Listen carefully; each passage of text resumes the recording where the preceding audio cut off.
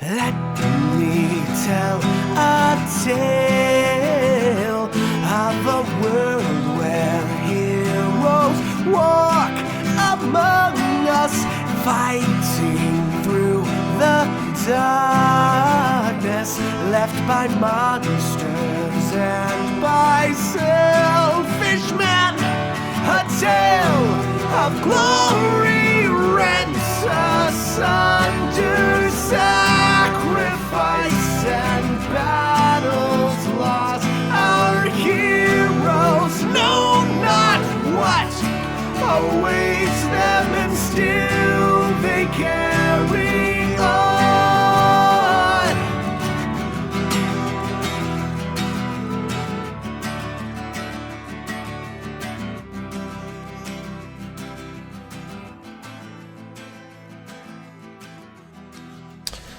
Okay, well, hello everybody. How are we doing today? As usual, my name is Pixel. Hopefully, I can get through the intro without screwing up any of the tech this time.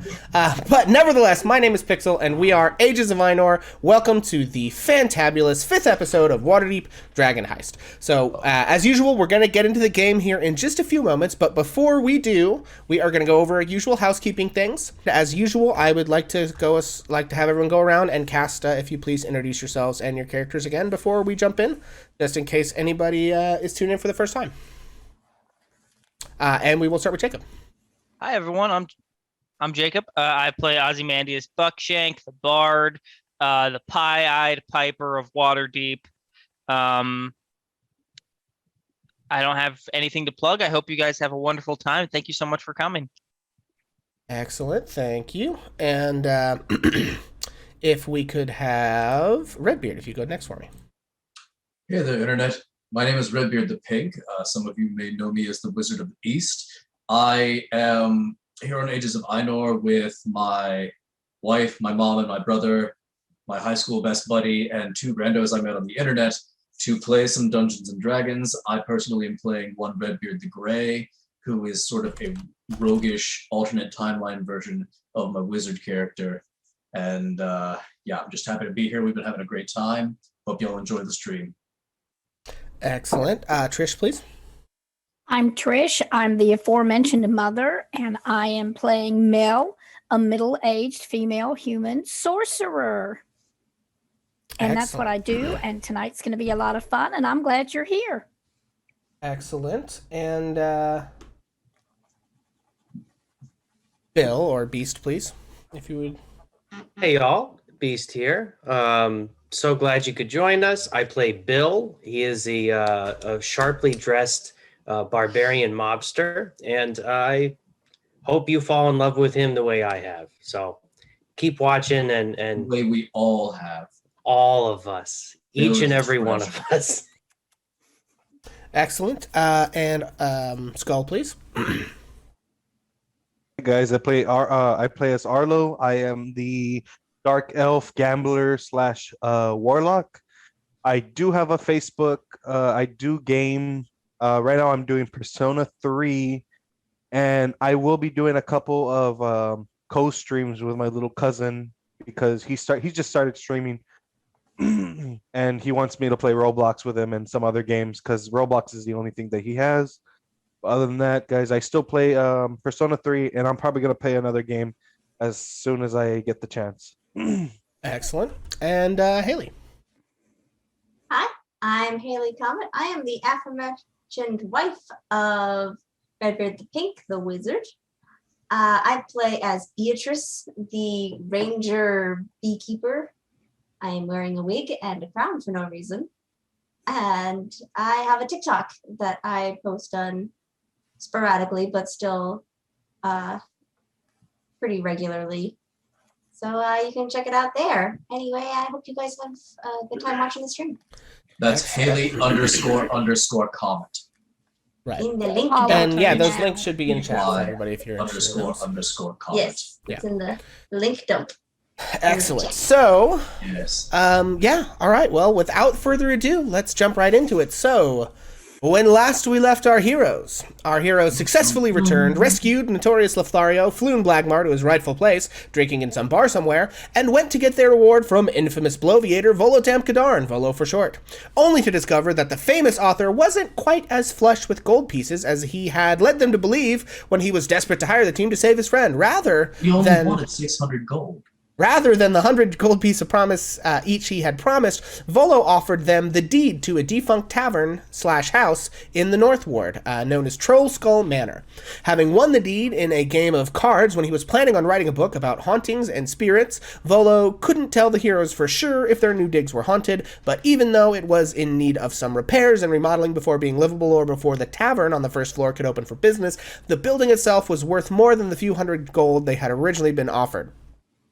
Our heroes accepted the manor and took some time to investigate the area around Trollskull Alley and met a number of interesting characters. An elven herbalist running a sort of botany business, a half-elf carpenter, a pair of Genasi smiths, and a dragonborn bookseller before heading back to Trollskull Manor to divvy up the rooms and plan their next moves. And so that is where we're going to pick up with a period. We're going to have some downtime and some vignettes and some side quests and scenes and things that should be interspersed throughout the next 4 weeks of kind of in-game time. So we are actually going to begin today with the first thing I kind of want to do is talk to you guys about, so you get the manor, right? What is the first move that you guys have?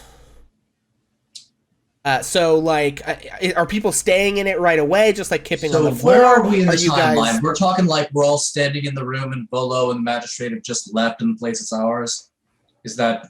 No, we went around shopping, and I guess we came back to the... Okay. Yeah, so we're going to take it... at the manor after the shopping trip? Yeah, we'll take it right there for now. So yeah, okay. Let's go ahead and we resume our scene with the characters. You guys have just finished talking to the bookseller. Beatrice is probably about to have her date with Rainier. And so yeah, go ahead. What do you guys... Just take it away. Okay, guys, listen. This is an interesting little spot in town. This is an interesting set of circumstances here. Who all is planning on potentially actually living here? Let's start there. Oz raises his hand. Oz is one of those people. Mel raises her hand. Bill taps his forehead. Bill would like to live here. Arlo would like to live here. Beatrice, what do you think? Are you going to live here? You have an apartment somewhere or something, don't you? I do, yeah. And I probably have a contract on that place, so probably can't live here right away. But I can visit you guys and come hang out and stuff. I just don't think I should live here right away. Also, there's a bar. I could maybe make that a place to sell honey mead when I get good at it. As long as it doesn't turn anyone blind, we'll sell it. All right. So it seems like most of the group is interested in taking up residence here, and it sounds like there's some possible business ventures in the works as well. Oh yeah, it'll all be totally legit. Trust me. Have the tower. Right. I'm sorry, Mel, go ahead. I'm going to have the tower room, and I have to go back to the blue door and get my things. I'll come along with you, Mel. I need to go get my things as well. Okay, guys, here's kind of where I'm at. All right, and I don't mean to alarm anyone, and I don't know if I'm reading too much into the situation, but I just get this real strong sense that we should have a close look around the grounds. No magistrates, no Volo, just, us here, and possibly also a wizard and a priest. Because here's what we know. We know that we were promised a bunch of gold, and instead we got this random house that a guy won in a game of cards and was potentially going to use as inspiration to write a story about houses that are like haunted and shit. Now, it may be a little I wouldn't assume the place is haunted. I don't want to be rash. But I feel like we should establish that it's not haunted before we get to people living and or trying to do business here. That's my honest professional opinion. I will leave it up to the group as to what we actually do, but I think we should snoop around a bit, possibly with some folks that are even a little more magically inclined than we are. And if we have to pool a little bit of gold together, I will chip in to pay some people to come and help us investigate this place for pests, physical, spiritual, and otherwise. I am willing to do that. You can look in the tower room, but it's my room. No one's trying to take your room, Mel. It's not anything like that. I just want to make sure that everybody's safe. And I smell treachery. You hear Bill loudly. A lot of treacherous people. I smell treachery. You hear Bill loudly whispering to himself, "A wizard and a priest walk into a bar." Oh. Well, I'm going to go get my stuff now. If you need to look in my room, go ahead, but I'm going back to the blue door. And I probably won't be back until the next morning. I have some things I have to do. Well, since you guys are all sorted and I am not going to be living here, I have a date. I'm going to go to that. Gray, as she slips off, is like, hey, good luck with that. Oh, yeah. He gives her a wink. Okay, excellent. So, all right. So, to go back to kind of my first question, then, are people planning to are you guys planning to wait for the investigation to complete before anyone stays here? Like, walk me through the next couple of days. Like, what's the actual plan, right? So we're going to kind of go into some montage stuff. We'll zoom in on certain scenes. We don't have to take every minute by minute, right? But I kind of want to get the general gist of the actual plan from everybody, like, overall consensus.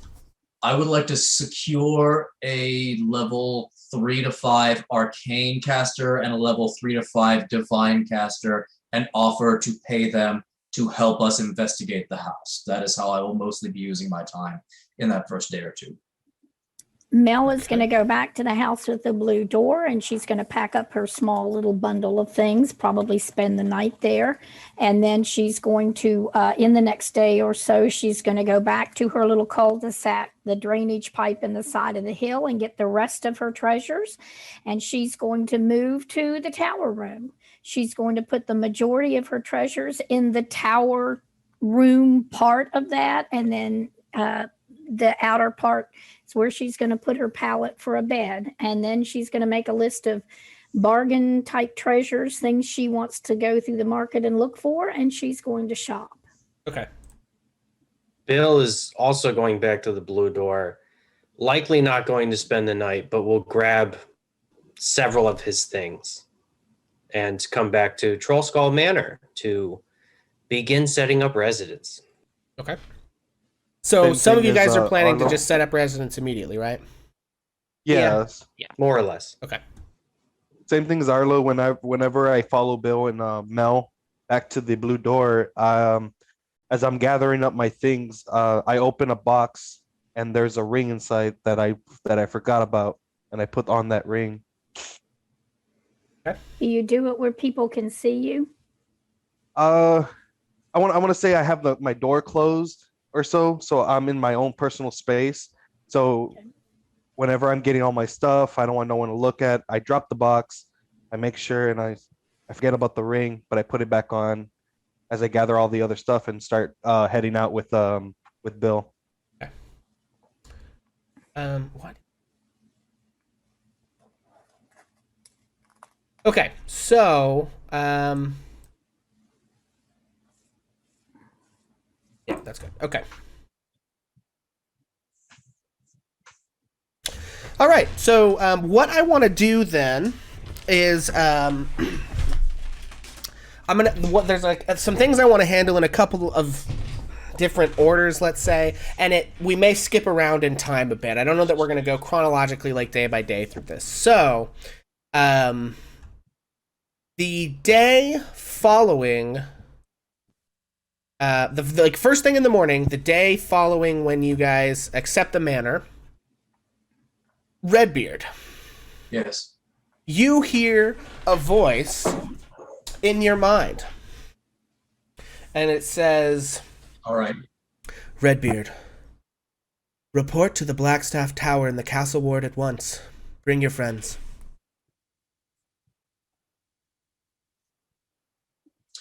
Okay, so at earliest convenience, I am going to notify Beatrice, Mel, Arlo, Oz, Bill, and probably no one else. Hey, anybody who wants to be involved in that investigation thing I talked about needs to be at thus and such a place and time. I will set up a meeting point near where we need to go, and then I will lead the group, whoever shows up, to that place. How did my date go? We'll catch that. Sorry. I'll do that when I do your downtime or when I do the vignettes, but there's these things need Easy. to happen before. Yeah. You'll We're going to be get your skipping date around with in the time a fictional little character. bit, folks. Chomping at the bit. Just because I go to like another week or another day doesn't mean we're not going to come back and pick stuff up. Okay. So we are skipping around. Just don't worry about that. Okay. The next thing that happens is Oz. And this actually happens in the dead of night, the night of... I think this happens while you're waiting at the docks. A flying snake flies through the air and approaches you and hovers nearby and has a parchment tied about its body. Right? Is it just like flying close? Is it? Future is now. I can just reach out and Yeah, grab you can the- just reach out and grab the parchment off of it. These damn delivery right. drones. It's kind of like Future. waves his arm out like towards it, kind of half drunk. And he almost falls into the water on the dock. Then he grabs the note and stumbles back. Okay. And the note says, your activities have not gone unnoticed. Want to be part of something big? ? Speak to Davil Starsong at the Yawning Portal. God damn it. And Oz puts the note in his pocket and sits back down at the dock. Oh, it also says, speak to Davil Starsong at the Yawning Portal, bring your friends. Bring your friends. Okay. Okay. Then later on, probably the next day, Oz would start collecting people. Okay. So what I would like to do, I think, is I'd like to handle the Blackstaff Tower stuff first, and then I would like to handle the Davil Starsong stuff. Also, Skull, I need you to make a perception check for me.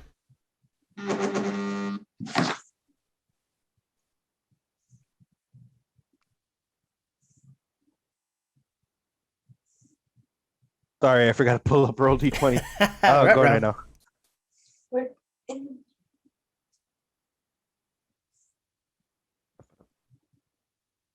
Okay, and while he's pulling that up, everybody, if you would let me know, so who all is going to accept the summons to Blackstaff Tower? That's my summons. Right. Okay, yeah. I mean, Oz will go, Yeah, Bill accepts. at least out of a curiosity. Mel will go. I'll go. I'll go. Gray, at some point or another during the day, is going to try to slip off to the Yawning Portal and see if he can catch Penitence while she's there. She might be off on an adventure, but he's just curious to Okay. see if she's around prior to the meeting up at Blackstaff Tower.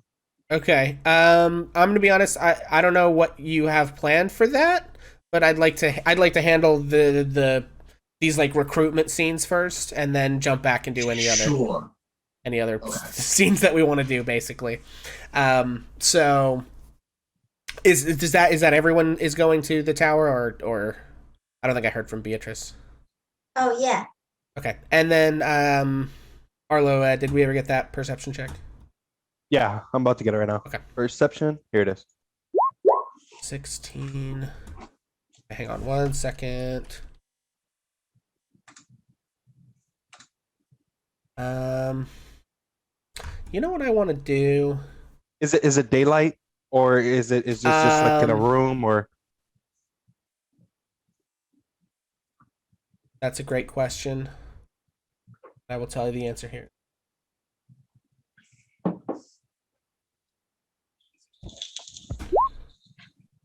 Ooh, okay. All right. So as you guys are gathering, and this can be in daylight, that's fine.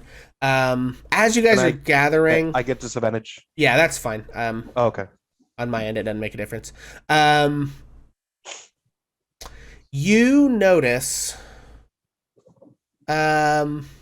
somebody following you at a safe distance. Mysterious. So we'll handle that here in a minute. But yeah, so let's go ahead and do the folks going to Blackstaff Tower, if you don't mind. So you guys make your way. Go ahead. Sorry. The question I was going to pose to Penitence if she was around was, do you want to go with me to Blackstaff Tower? Because she, outside of the party, she's like, she and Durnan are the two friends I have in town, and Durnan is going to be busy running his bar. I know that. Yeah. Okay.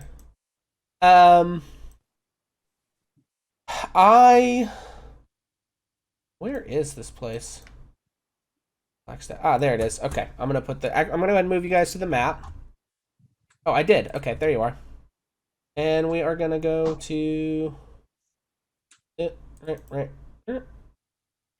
Okay, Blackstaff Tower. Bam. All right. So, yeah, I'm gonna go ahead and say I don't think Penitence is interested. I think her adventuring party has kind of its own stuff going on. That's true. And she'll have her own allegiances to whatever organizations Yeah, make sense. I'm not going to make an issue of it. I'm going to wish her the best and then move on with the rest of my day. Okay, so you make your way to Blackstaff Tower. Blackstaff Tower is... Do I have Penny out for you guys? I don't. I just want to mark where everybody is. I know some of you guys can't see this at home. I guess I should pull that up too, huh? Pepper. It's not... I keep saying Pepper, but it's actually Penny. I keep saying Penny, but it's actually Pepper. Okay. So, you guys make your way to Blackstaff Tower. Blackstaff Tower is on the western side of the city, near the marketplace in the Castle Ward, close to the Halls of Justice and the Font of Knowledge. Blackstaff Tower is like a fortress and a wizard training academy all in one. So, you come up to this place, and you see two guards who look sort of like mages standing outside. They've got sort of hooded robes and are carrying these heavy spears kind of infused with arcane runes. And as you guys approach, they cross the spears over the door and say, who goes there? Gray is going to step forward and say, Heinz, Berthold, how are you guys doing? Been a while since I reported in. These are my friends. We have been summoned by Lady Blackstaff. Please move out of our way. And he said, and you see one of them gives a heavy sigh and says, we don't like it when you're quite that familiar when we're standing guard. Ray, come on. We have These rules are my friends. here. We've got to make a good impression. All right. And they remove the spears and sort of gesture you inside. Thank you so much, gentlemen. You are doing a great job. We need you out here. And I'm going to march right on Okay. right on ahead. The rest of you, you can see inside is a long hallway with sort of sunlight beaming in from some windows. As soon as Ray crosses the threshold, he vanishes. Oz leans over to Bill and Arlo. And is, Gray, as soon as Gray crosses the threshold, he vanishes. You don't see him walking down the hall in front of you. Oz leans over to Bill and Arlo and is like, "This feels like cop shit." I feel like he's gonna arrest us right here, right now. As I look at the two, I look at the two. You said they're like they have robes on them. Yes. And I look at them and I don't like this at all either. I'm not going back to prison. Mel steps forward and says, "Where did he go?" And she looks in the hallway. I'm going. When Mel's head, does Mel put her head in the hallway? Or does she just look? Yeah, Okay. yeah, Mel's head vanishes, and the rest of her is standing there. That's neat. I'm gonna go in. Mel continues in. Is Mel aware that Yeah. she vanished? So Mel, from your perspective, when you put your head in, you are actually in this bustling there's like a portico and a bustling courtyard with a fountain in the middle of it, and there are robed mages kind of all around, like, you know, casting spells and reading from scrolls and doing magey shit. Oh, Mel is really interested, and she wanders in looking all around and watching what they're doing and saying, cool. And that's awesome. You see a young mage apprentice who is standing in a corner trying to like cast a spell at a target dummy, and you see that there's like the little mage conjures fire in her hand and attempts to throw it, but it sort of peters out a few inches from the hand, and this mentor, mage is sitting there coaching and says, no, it's the pronunciation. You've got it all wrong, and they're kind of trying to coach him on how to do it. You have to focus in your mind. You have to visualize with your very being what you want, all that kind of shit. Well, she is fascinated. Yeah, Bee's there too, Beatrice. Yeah, so Beatrice, you walk in. I walk in, and then I'm gonna stick my head back through the thing, so it's just like a disembodied head floating, and I'm gonna be like, "Last one in's a little bitch," and then that's funny. Bill is going to grab Oz and throw him through the mysterious vanishing wall. What the? Oh, that's great. Yep. Great job, Bill. You killed him. Well, at least I'm not last, he says as he jumps through. as he goes inside, do the people that are blocking or that were blocking the entrance, do they have like hoods on? Yeah. I look at them and be like, does the sun hurt your eyes too? No response. They stand there like those British guards, like they're just as unmovable as they possibly can be. So, okay, so you guys enter in, and you, I assume Redbeard, you're familiar with this process, obviously. So you're waiting Gray's nearby. just kind of casually standing against a pillar, waiting for the rest of them to come popping out of platform 9 and 3/4. Yeah. Well, Mel is very distracted by everything that's happening, but she eventually sees Redbeard and heads for him, or Gray, and heads toward him. He's like the same color as the pillar he's standing against for the most part. So Bill is distraught. So you guys make your way in, and Redbeard, you know where you're going. So you lead them through a number of mazy hallways and twisting staircases up into a tall tower room. And there's a little waiting area outside, and you can see that there's a glowing rune above the door, and it's currently glowing red. And Redbeard, you know that's the I'm busy, wait a minute rune, basically. Sure. And there's a small seating area outside the room. Oz looks for a magazine. I don't think there are any magazines here. I think it is just chairs and nothing else. A pamphlet or anything? Any reading material? This is ridiculous. And Oz just sits down and crosses his arms. They have all these books, but they don't have any pamphlets. Hey. Yeah. How did your date go the other night? I don't know how it went. You don't know how it went. TBD. Well, I think it went well. So did you see all that neat stuff sometimes it can going be out there? And Mel just gets right in the middle of their conversation. Red, do you come here all the time? Do you know about the neat things that you could learn a lot of stuff out there? It was really interesting. I liked it. I think I want to stay here. This is a neat place. Oh wait, we have a house. I have the tower room. I forgot. I want to leave. Pops the cork on his bottle and just starts to drink in this hall. And that time, as you're taking the first swig, you glance out. You hear in your ear the door begin to open. The rune swishes to green from red, and Maloon Wardragon walks out of the door. Oh no, Maloon buddy! Oh, it's so good to see you. How are you doing? He sees Oz, he sees Red, and he says, "Hey, Red." Hey there, Maloon. Oz. Maloon. Well, I don't think that was very welcoming. I will be seeing you all around. And he sort of walks off. And you hear a voice from inside. Oh, you just joined up. It's a pleasure to have you. He looks at you and says, "Son, I've been joined." As soon as Maloon's out of earshot, Oz turns to Gray and says, "What the fuck? Where did you bring me? What the fuck is this?" I told you, we're not the guard. We're not the police. Maloon is evidently is a paid contractor in the employ of Lady Blackstaff. Now, I swear to you, the first time that I met Maloon was at the bar the other night when I paid him off. But I'm not sure how long he's been a member of my organization. This is the first time I've actually seen him around here, and I swear that's the truth. Hey, Bill, So whether he's a new light? recruit or somebody that's been here for a while, it's hard for me to say. But the way I just heard him talk, it seems like he's been here for a while. There's a lot of us, and we're not very well connected. Let's just put it that way. I'm sorry. If you're all done, I'm rather busy. I'd like to get this meeting started. Lady Blackstaff, I'm so sorry. That's cool. Ushers everyone into the room. That's red and it's green and it changes back and forth. Does it mean you can go inside when it's green?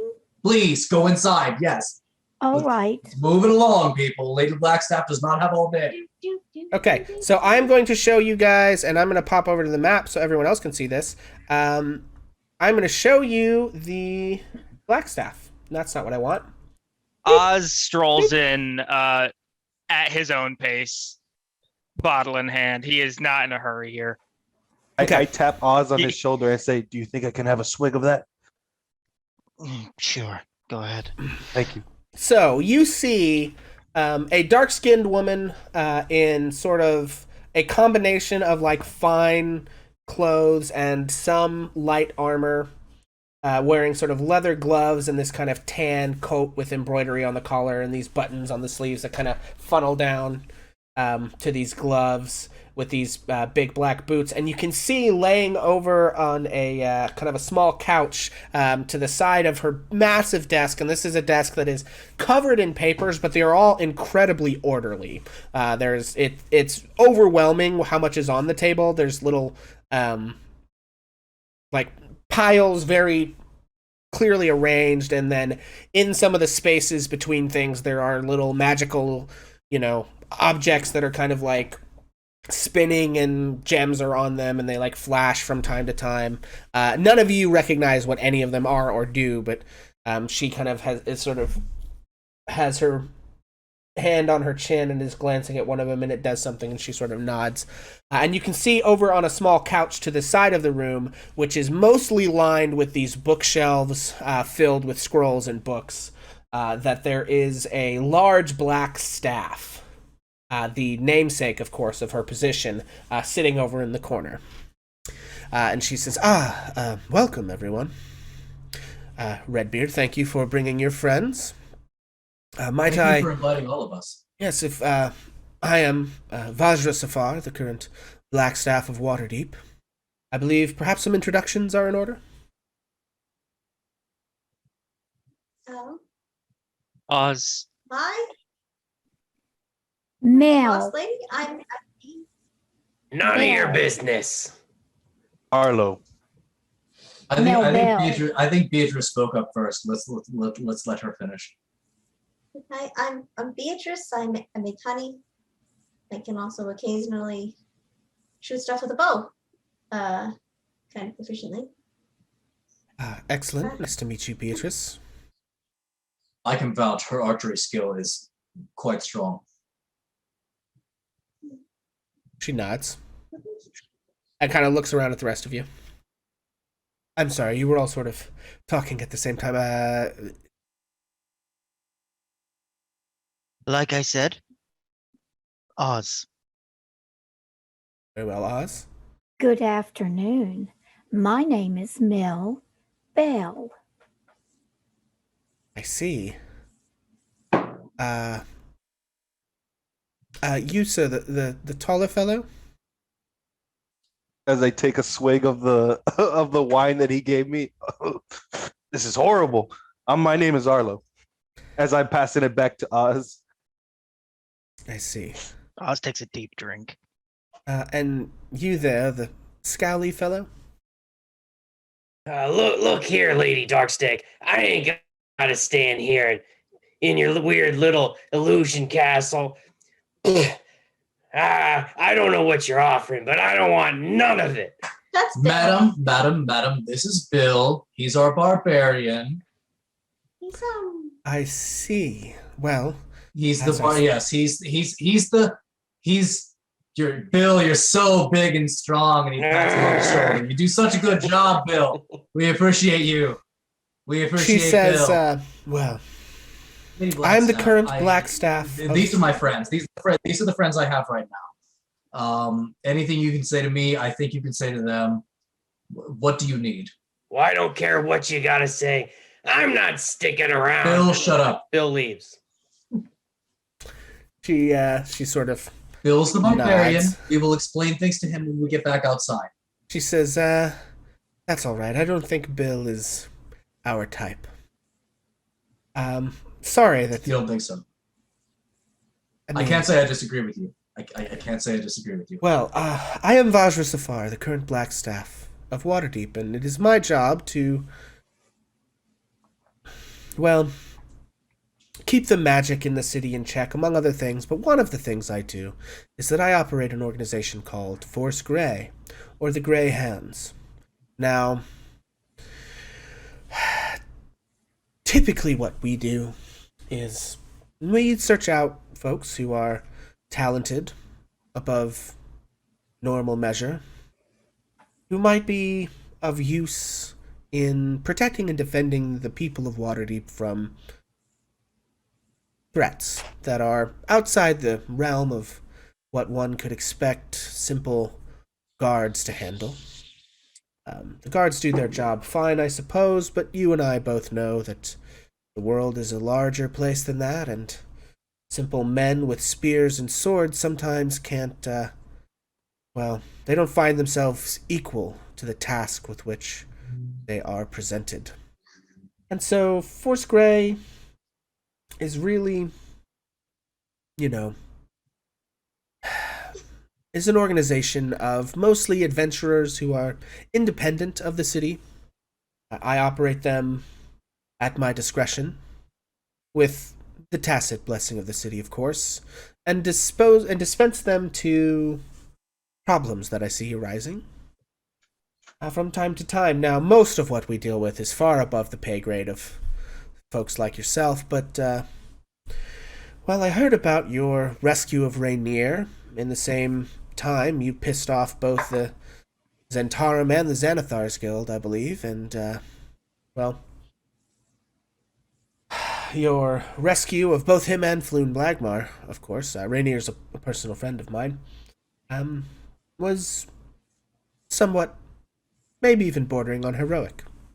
And so I wanted to see if you might be interested in possibly one day joining us. Now, obviously, Red, you are a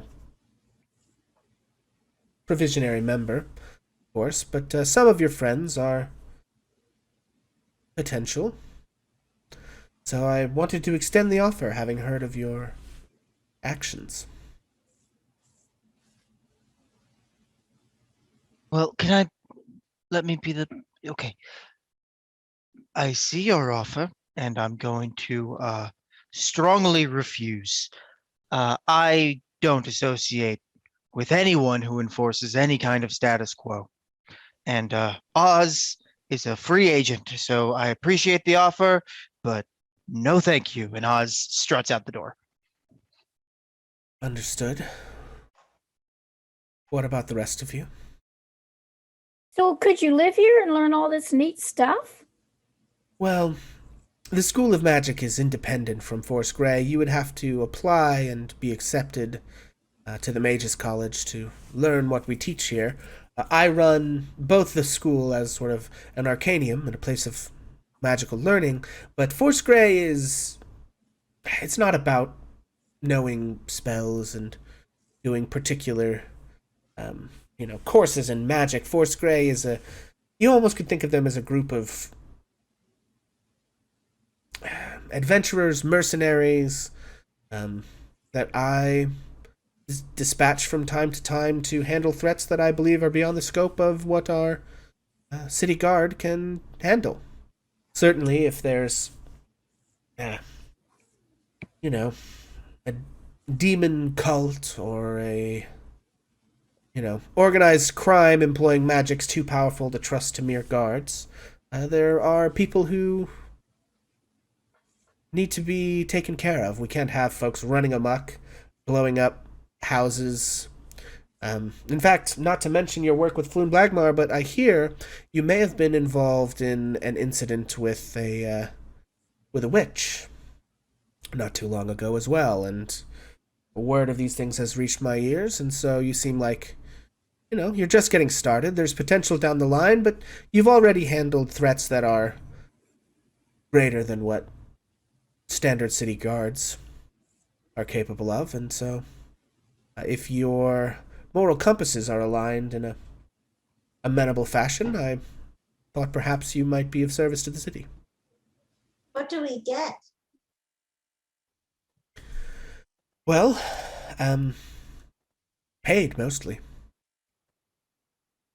I suppose if you're in... I am also a quite powerful wizard, as are many of those whom I teach, and so if there are certain spellcasting needs, perhaps we may be able to help with things like that, favors and the like, but mostly you draw a salary for jobs that you complete for us. Well, it's very nice of you to offer, and I thank you, but I have a tower room in my new house, and so I believe that I will keep the job that I have at the Yawning Portal, and I will hold on. say no thank you, and I'm going to go find Bill, and Mel leaves. Maybe she just isn't aware of how much this one pays. How much do they pay? Well, it depends on the scope of the job in question, but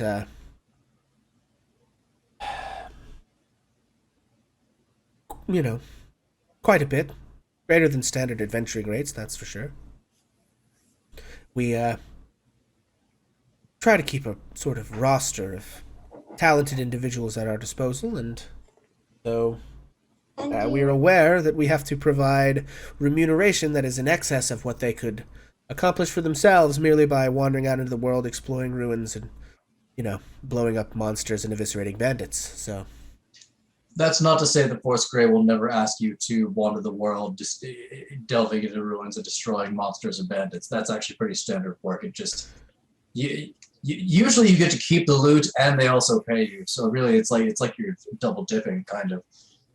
And so Force Grey deals with things that you yourself, as the owner of Force Grey, sees as a threat or evil. Could you give me an example? Oh, let's see.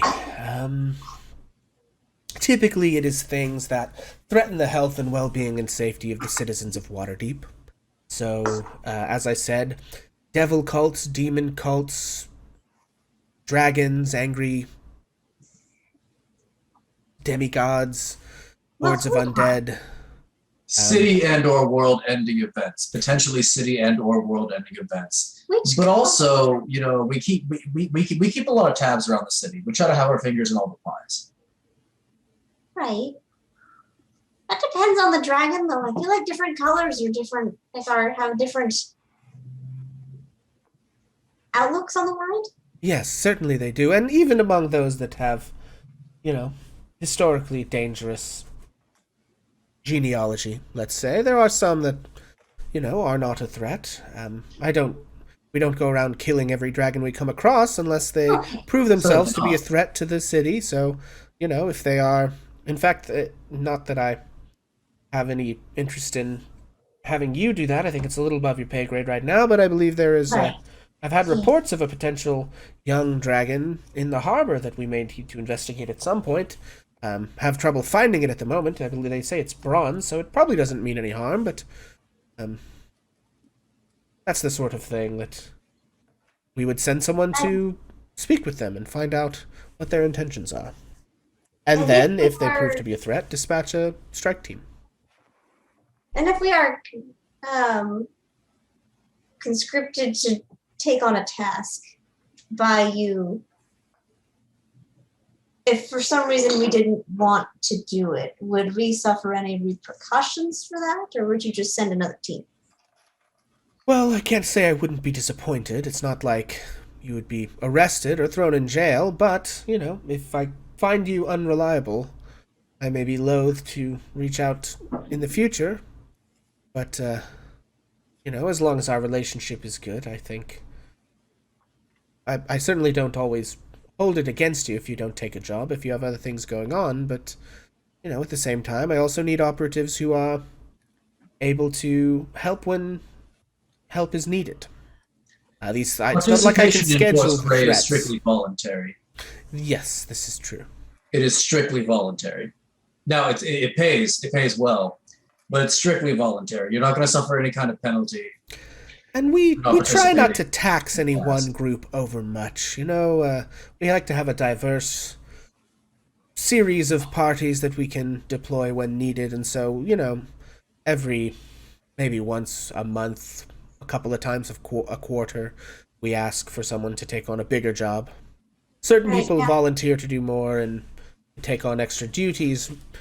Gray here has particular skills that he employs to us from time to time, and we pay him for those. But, when it comes to full jobs that need a whole group, we are also aware that people in your skill set typically have other things going on almost all of the time. So, Yeah, I do have a job. Technically, I run a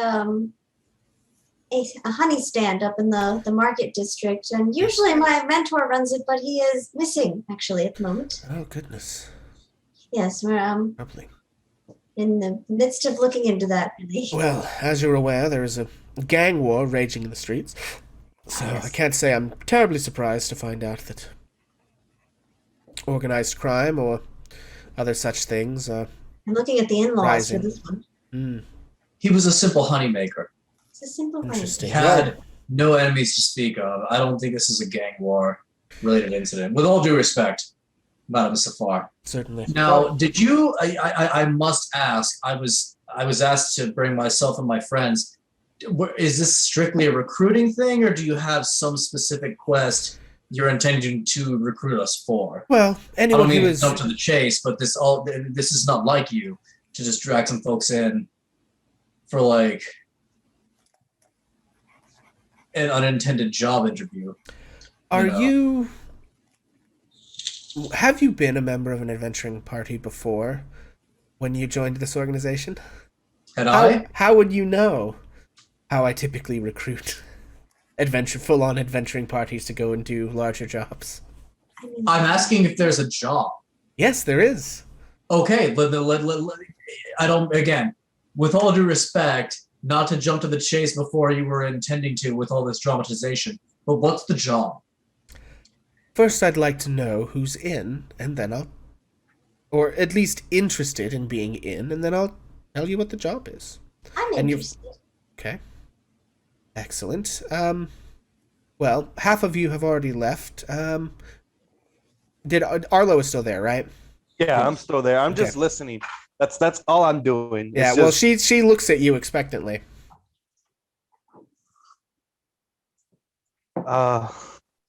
It doesn't sound like a bad idea. thing is that we do a lot of stuff. I mean, Well, some good, some bad, but who doesn't? Lady Safar, I urge you to tell us what the job is. Isn't that? I'm typically told the parameters of a job before I'm expected to accept the job. What's special about this one? What aren't you telling us? No, it's just I want to know who my potential recruits are.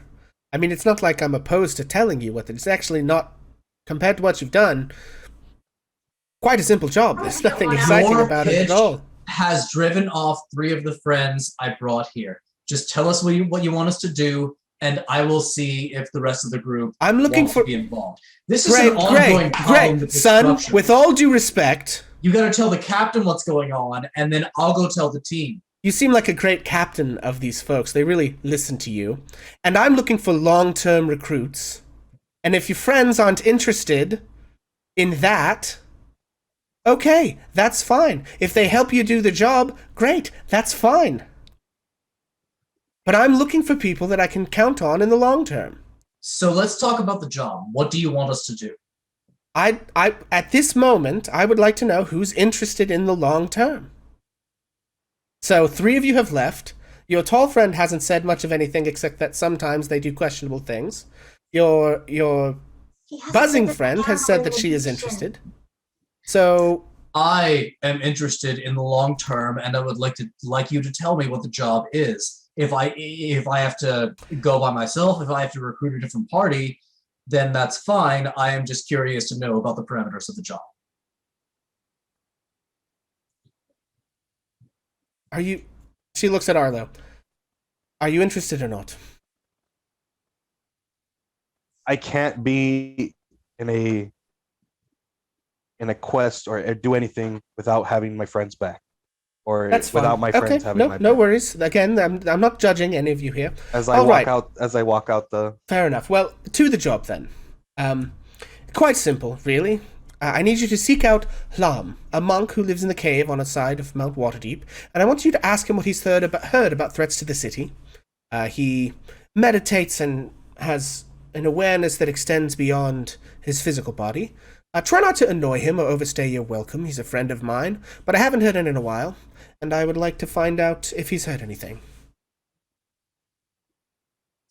You have a monk in a cave on a hill somewhere, watching out for threats to the city. Yes. And you want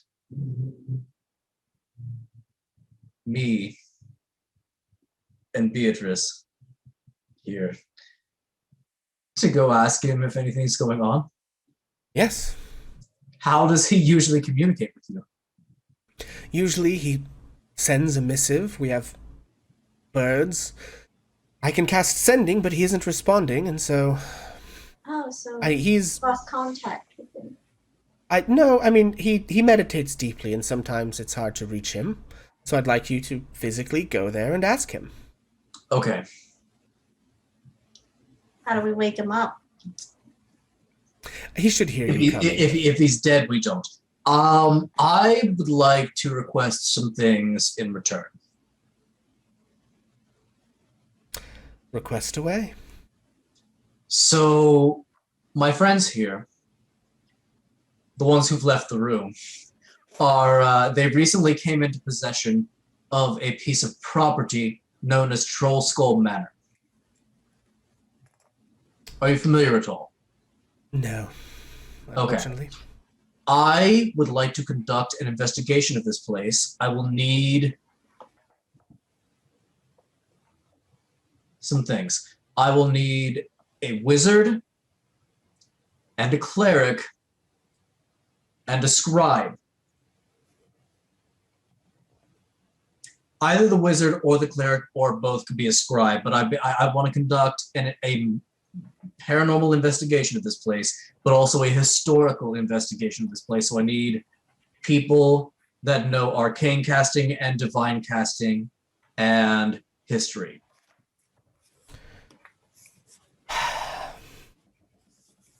Sometime in the nearish future. It doesn't have to be today. I can see if anyone is willing. I will say investigating... You know I do good work. You do. Investigating, and I'm just thinking about the trade here between investigating an unknown building, possibly with dark spirits in it, against a simple walking up a mountain and talking to a man. So you might not have done a great job getting the rest of my group involved in this thing you want us to do, but I think I can get the group involved in an effort to investigate the dwelling they just bought. So your people would not be alone. I'll be with them.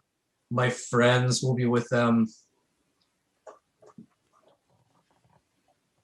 I don't think there's a high level of risk, but I also would prefer to have some people that are versed in the undertakings that we could potentially have to commit to get this place habitable, depending on what does or doesn't live or have died there. Well, I'll tell you what. I'll ask around and see if anyone is interested or available.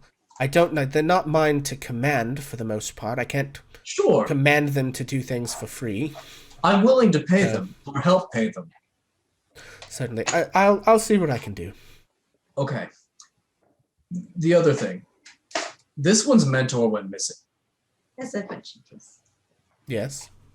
He is a beekeeper from the North Ward?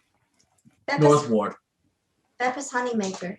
No known enemies, no mistresses or lovers, no real known reason to go missing. The in-laws seem to think that he ran off with another family, but me and his wife, who know him, know that he wouldn't do that. I have reason to believe he may have been snatched by the cult you've been having me investigate. What? Yes, What I have reason to believe that he might have been snatched by that cult, and so I would like to devote some resources to the gaining of his general whereabouts, if possible. What reason have you to believe this? I believe that the cult I have been investigating has some ritualistic use for honey or those who make it. What? I should close down the shop. I think I'm going to need Make a deception check on that. Okay. Yeah. Yeah. No, I saw that coming. Ritualistic use for food. Oh, you're Bill is outside punching a I'm wall bullshitting. repeatedly. And A mage comes up and looks at you punching the wall and says, "Excuse me, sir. I'm gonna need you to stop doing that." Bill barks at him. He casts Hold Person. I'm gonna need you to make a Wisdom saving throw. Okay.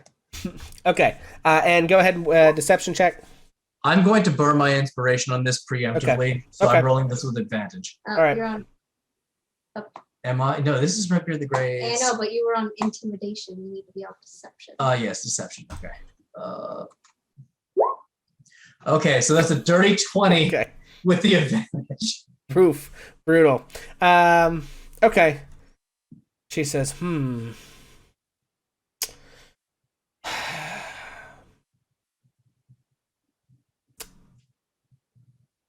mean, we can't have demon cults and devil cults running around the city, but I also have quite a lot to deal with this gang war going on. I'll see if I can't spare something, but I don't know how much help we can be. I think Beatrice is gonna make an insight check on his deception. Yeah, check go for it. because otherwise, like, 'cause this is new. and information. Mel has gone to find either Oz or Bill or she's looking for her group of cohorts.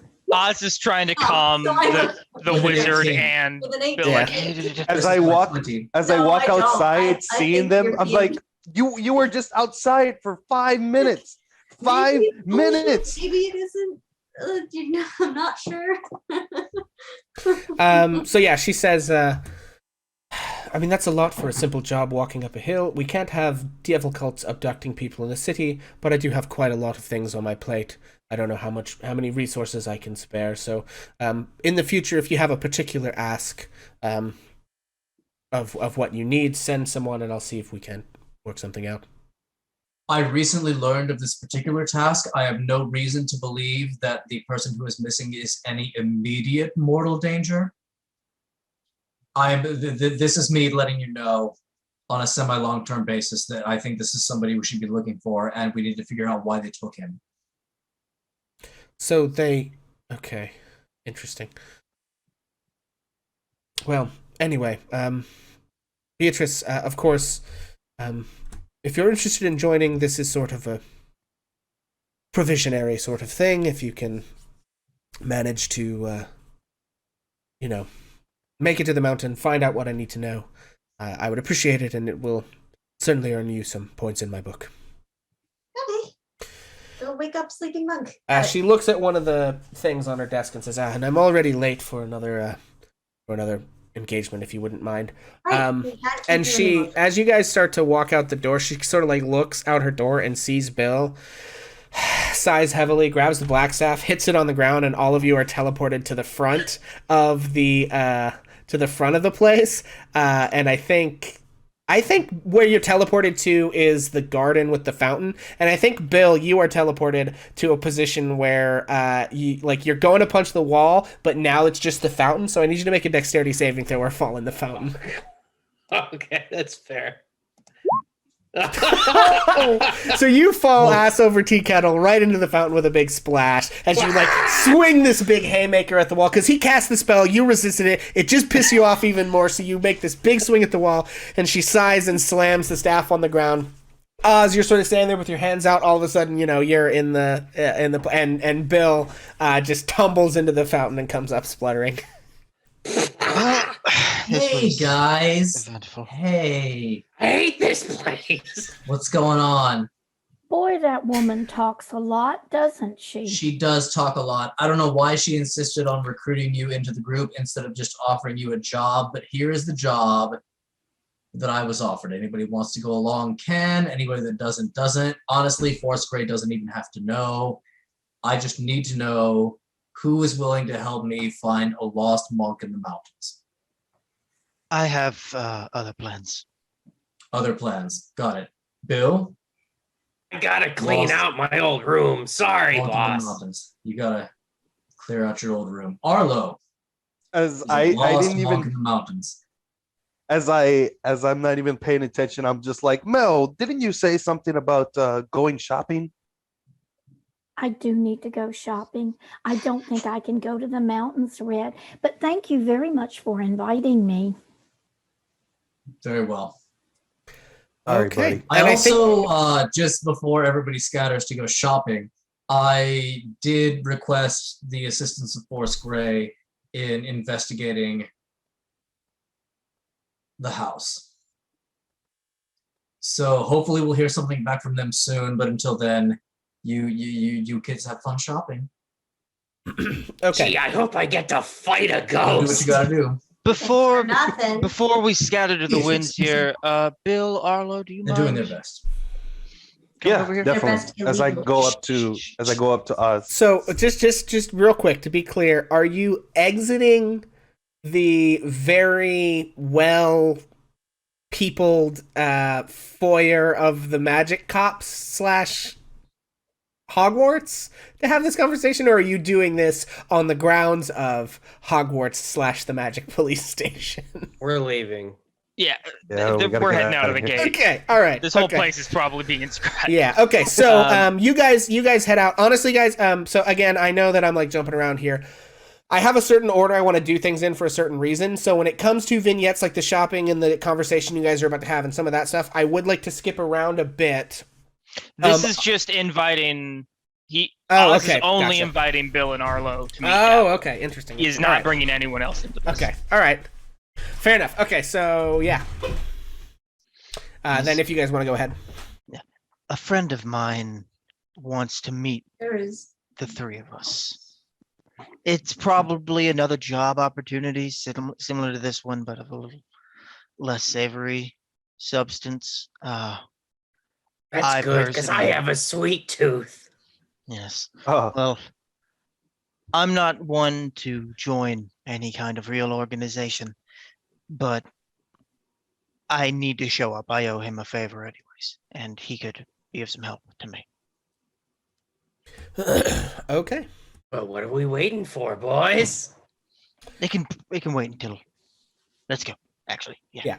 Okay. So you guys make your way to the yawning portal, which is where you are aware that Davil does most of his negotiations and things. So as you approach the yawning portal and kind of walk in, Yagra Stonefist greets you guys. As you are aware, Arlo and Bill, she is one of your friendly faces, so you guys know her. And she says, "Oh, hey, boys. I think Davil's waiting for you." Thanks, Yagra. And she gestures over to a table near the center of the tap room.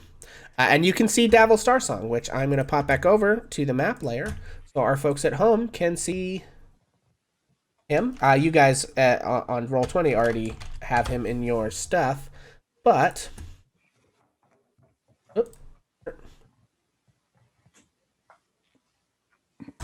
there we are. Okay, so that is Davil Starsong. He is an elven man, sun elven man with the sort of strawberry blonde hair, tan skin, very neat eyebrows, and this kind of blue and gold and green get up here. He carries a lute slung across his back and has, I believe, a dagger and a rapier in his possession. So, he sees you all coming and waves you over and says, Ozymandias, welcome. And you've brought your friends. Excellent. Uh-oh, are you Not muted, getting Oz? audio. Oh, sorry. How about now? Yep. Yeah. Davil, so good to see you. And Ozymandias plops down in one of the chairs and props his legs up. You wanted to see me and my friends. Yes, I wanted to see you and your friends. Now, I've heard a little bit about your endeavors with that cad Floon Blagmar and the disgraced Rainier Neverember, but it seems you have, well, caused some problems for a certain organization which we are currently at odds with. Well, I'm a retired adventurer, you see, and me and my friends joined the Zentarum a few years back, and we help people in need. We provide loans, mercenaries, other services of that nature. And another Black Network gang has actually recently infiltrated the city, and they're trying to muscle us out and take over the Xanathars Guild at the same time. Of course, they failed. But that's what's behind this whole gang war, which you and your friends have sort of run into. And, well, me and my friends would like to see an end to the violence, a restoration of the peace in the city. You know, on the one hand, someone like us can certainly make a tidy amount as a mercenary company, but there are ways in which the unrest is bad for business. So, I'm sort of putting out the feelers, seeing if there's anyone that might be interested in helping us out for a little, remuneration. We also can offer favors, the acquisition of interesting items, such things as that. So we do this job, and you can either pay us or give us a favor. Well, That's what I'm getting. I'm just making sure, No, I'm offering you a place in our organization if you're interested.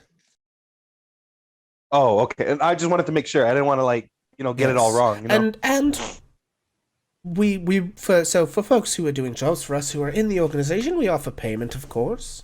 We can be imposed upon if one is, sufficiently in our good graces for favors from time to time.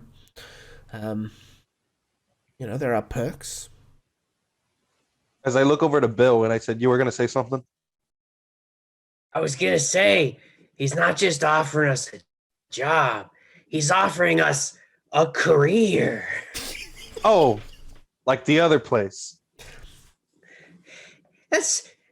You could put it that way. Davil, Remember small business franchises? Davil, my friend, I'm always interested in doing work with you and your friends. However, I'm like a bird. I have to be free. I have to let my wings fly. And being tied to an organization is always counterintuitive to that. So I personally will pass on your offer, but I'm always happy to work with you. I too was once young and full of piss and vinegar myself, so I certainly can understand where you're coming from. No hard feelings. What about the other two of you? Yagra has vouched for you both, and I've heard, of course, the stories. Thing is that we don't want to, or I don't want to be tied to an organization as well. I like to be a free agent. I do with the money, if it comes to me or not. Fair enough. And I won't be tied down. What about you there, big guy? Well, I gotta say, this is a dream come true. Excellent, excellent. Well, for you, what's your name again, young man? You can call me Bill. Well, Bill, for yourself and for Oz, I do have a little bit of a job. Your friends can help you if you want, no big deal. But, Oz, I'd like to call in that favor. Naturally. I'm at your disposal. Someone is killing elves and half-elf sailors in the Dark Ward. 3 dead so far, each one decapitated by a blade in the dead of night. I'd like you to look into it. I think the City Watch could use a little help on this one. Leave it to the City Watch to overlook systemic racism. Exactly, and as an elf myself, I'm concerned. I'm sure your friend, you're not joining, but I'm sure you're concerned as well if someone's targeting our fine people. What kind of elves? Any elves they can get their hands on, I suppose. That's In the dock ward? in the Dark Worlds, yes. I pat Oz, and I'm gonna be like, I'm gonna join you in this favor. Honestly, I believe everyone would be interested in taking this down. I mean, It's hey, an issue of social justice. this is I'm a serial taking it- killer. I'm this is... Well, I'm taking it for another reason, not because it's that, but yes, somewhat of that. I'm taking it for another reason, but yes, I'm taking it Well, just. Your for this. reasons are your own. Glad you're on board. He sort of reaches a hand out to Bill. And, of course, this will make us square, Oz, on our little exchange from before. Good luck and Godspeed. Of course, I've got other business to attend to, if you don't mind. Of course, I may Sure need thing, to call boss. on you in the But coming before- weeks. But before we go off, does the offer still stand on the table to join the organization? Like, I'm like interested, but then I still want to be a free agent. That's not how that. You want to have your cake and eat it too. I want to have my cake and eat it too. But I was just like, I'm interested. Like, how should I say? Like, if I were to like say yes later on, will it still be on the table? If not, then okay. He says, what do I look like, a seer? I can't see the future, young man. Now, it's possible. Yes, it's possible. No, it just depends on the circumstances. But if you're ever looking to make a deal, come find me and we'll see what we can do. All right. Davil, I may call on you in the coming weeks. Well, certainly. You know I'm always looking out for an opportunity. All right. It's good to talk to you. I'll see you soon. Okay, excellent. And so you guys leave. So that completes that portion of the stuff that I wanted to get into. The next thing that I actually want to go ahead and handle, rather than okay, I think I'm gonna need to do the Redbeard up the mountainside quest next, because that's gonna have an impact on the ghost hunt, which is the next thing I wanted to do. So, you guys, we're gonna skip over then to Beatrice and Redbeard. You have been asked to go and visit the Mount Waterdeep.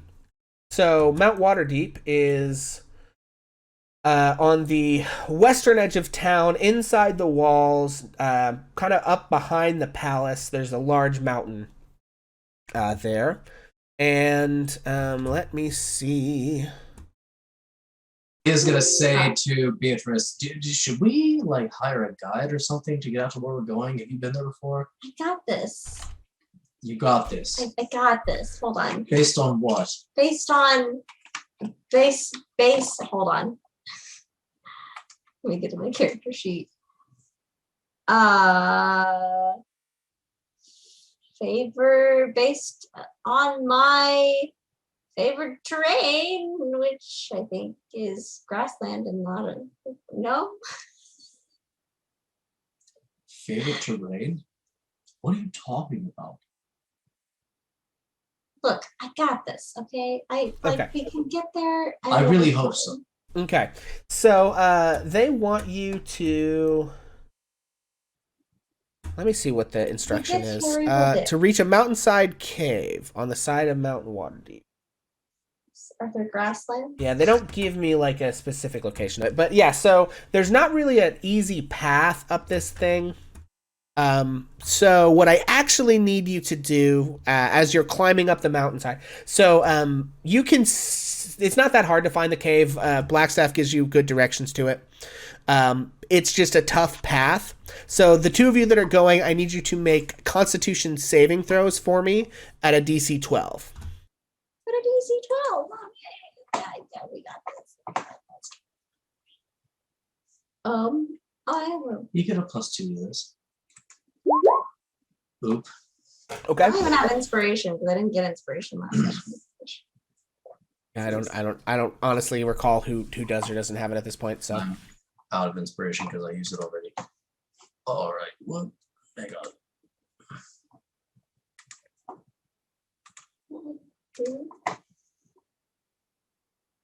Up. oof. Okay. Oop. All right. I would like each of you to roll a D4 for me. Okay. Let's. Break both your legs, roll. and you're both stuck on the mountain. It's how many ribs you crack. Huh. It's like 127 hours or whatever. Okay. So we'll call that Beatrice, and go ahead and That roll one's again. gray. Oh, that's great. Okay. And then mine. It's 2. Okay. Uh-oh. No, that's good. Okay. So, Redbeard, you have 1 level of exhaustion, and Beatrice, you have 2 from the very difficult hike that you have had up this mountain. So, for those of you at No home, problem. these are the levels of exhaustion. So, Gray, you will have disadvantage on ability checks.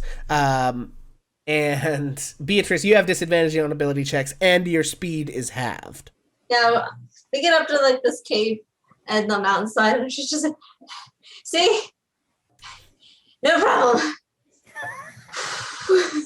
Yeah, excellent. As you're like winded, stitched in the side, like dying, your legs are tired. But you make it up to this cave without much difficulty. Well, debatable. Well, no, certainly no violent death difficulty, let's say, which is the kind of difficulty you're used to. So, All right, so in we go. all right, so you walk into the cave and you see a monk who is sitting on a sort of I mean, this Like, fucker's been awake this whole on time. a like a pillow in the cave. There is not a lot in here. There's like 2 rooms in here, and there's he doesn't have a lot of belongings or anything. And you can see that the monk is sitting there meditating on a. I'm gonna go over the map so you guys at home can see. You can see the monk is sitting there meditating on kind of a little cushion when you come in. Yeah. Beatrice is gonna be like, hello, monk guy. Saving moves. Yeah, the monk opens his eyes and sees you and says, "Who are you?" Force Gray sent us to get a status report because you haven't reported in. That black staff.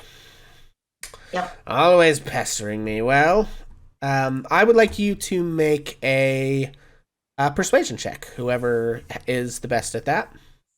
And recall, you'll have disadvantage from your exhaustion. Okay. Let's see. I have 2, and you have a 1. But I guess mine would be halved. So like anybody's guess. I mean, it's really. no, it's Your your speed is It's halved. that you're rolling a disadvantage. Yeah, I'm your rolling speed is. I don't We know what I both said are. before, but your speed is halved, and your ability checks are at disadvantage. Okay. Well, I mean, 2 levels of exhaustion. it's a might as well. So just persuasion. Yeah. Yeah. Okay. I'm going. Disadvantage is an 8. Oof. And he says, well, you can tell the black staff. I said, leave me alone and I'll let her know when there's something going on. Now get.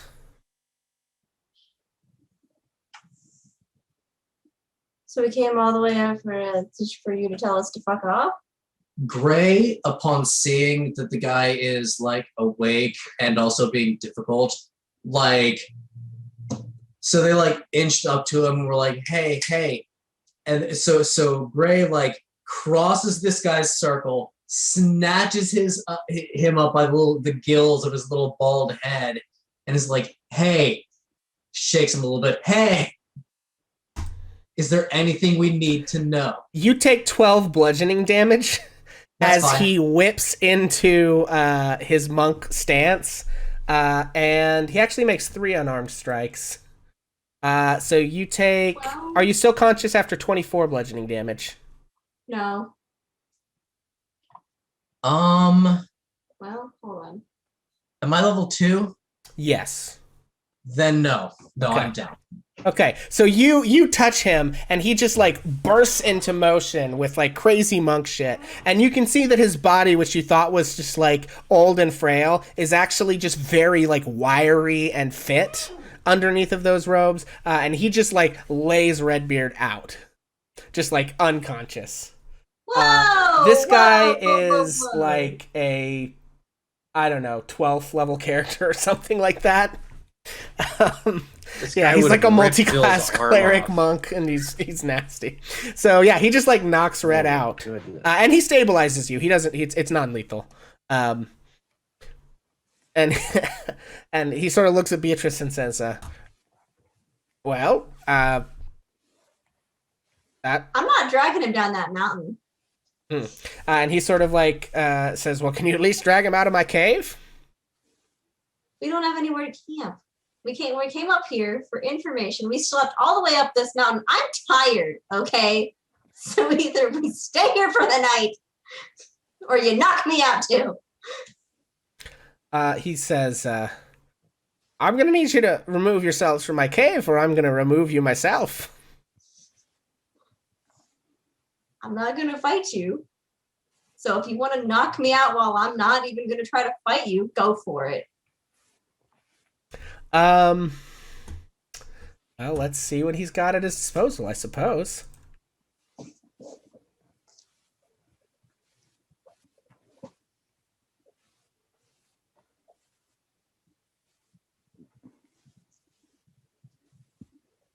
Came up here to do our job. He is going to cast Healing Word at first level. And Red, you come back to consciousness with 8 hit points. Okay. And he says, well, if you're done, I would like you to leave now. Anything for exhaustion? He says, you've got a lot of nerve. Coming in here, putting your hands I'm on me. Tired. We came up here for a job and you just laid out my friend. Bitch, you've got a lot of nerve. You've got a lot of nerve. The fuck was that? You put your hands on me, boy. I don't cotton to that shit. Are you gonna cry? Obviously, you have the situation in hand. What was I really gonna do to you? Honestly, like, How what am I was I supposed to know how what your intentions are coming into my cave, putting your hands on me? Shut the fuck up. Listen. Do you have anything to tell us or not? No.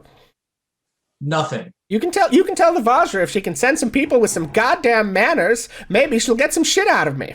What I'm gonna go back and tell the Lady Blackstaff is that we came here for information and you were very cranky and offered us nothing. Yeah, well, that won't surprise her one bit. I imagine it won't.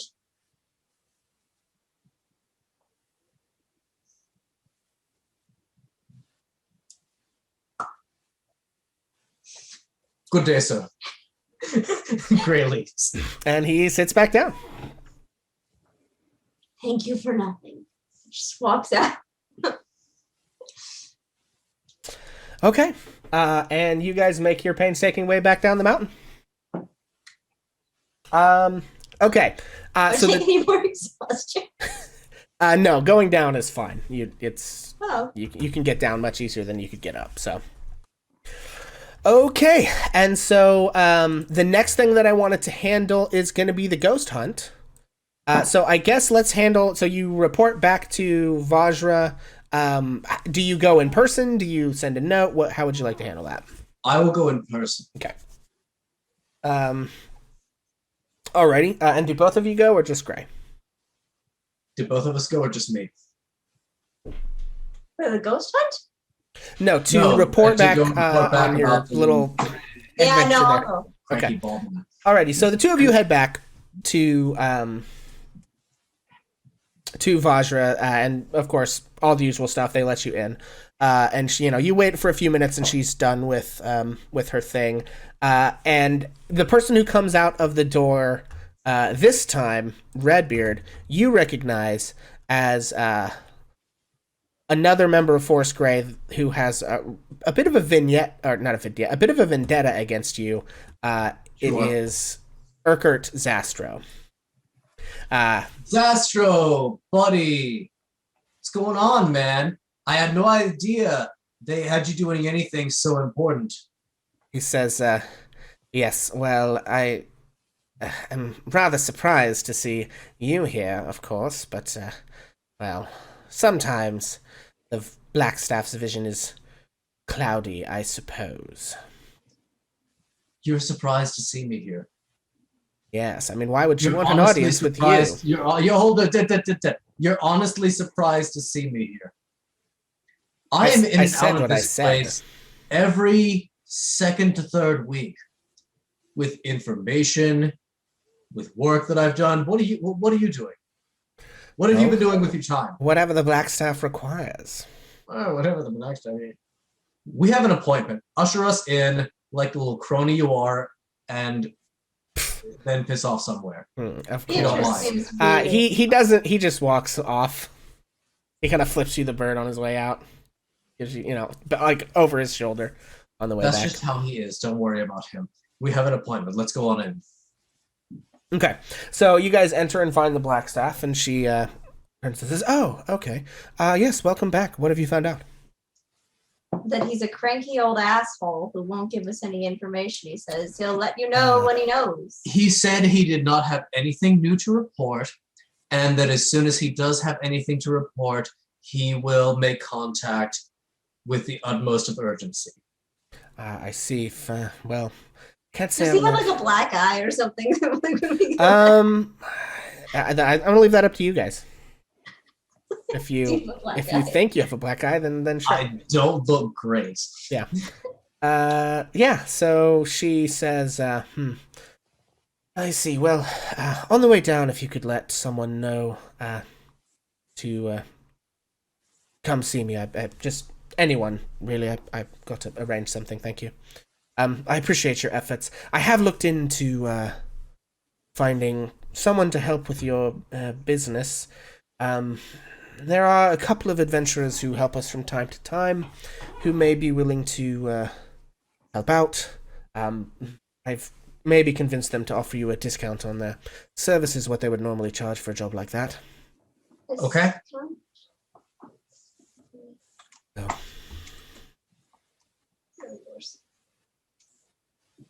All right, then. okay. Alrighty. So, Is everyone going to get a chance to do the ghost stuff? yeah, we're gonna do that all together. Okay.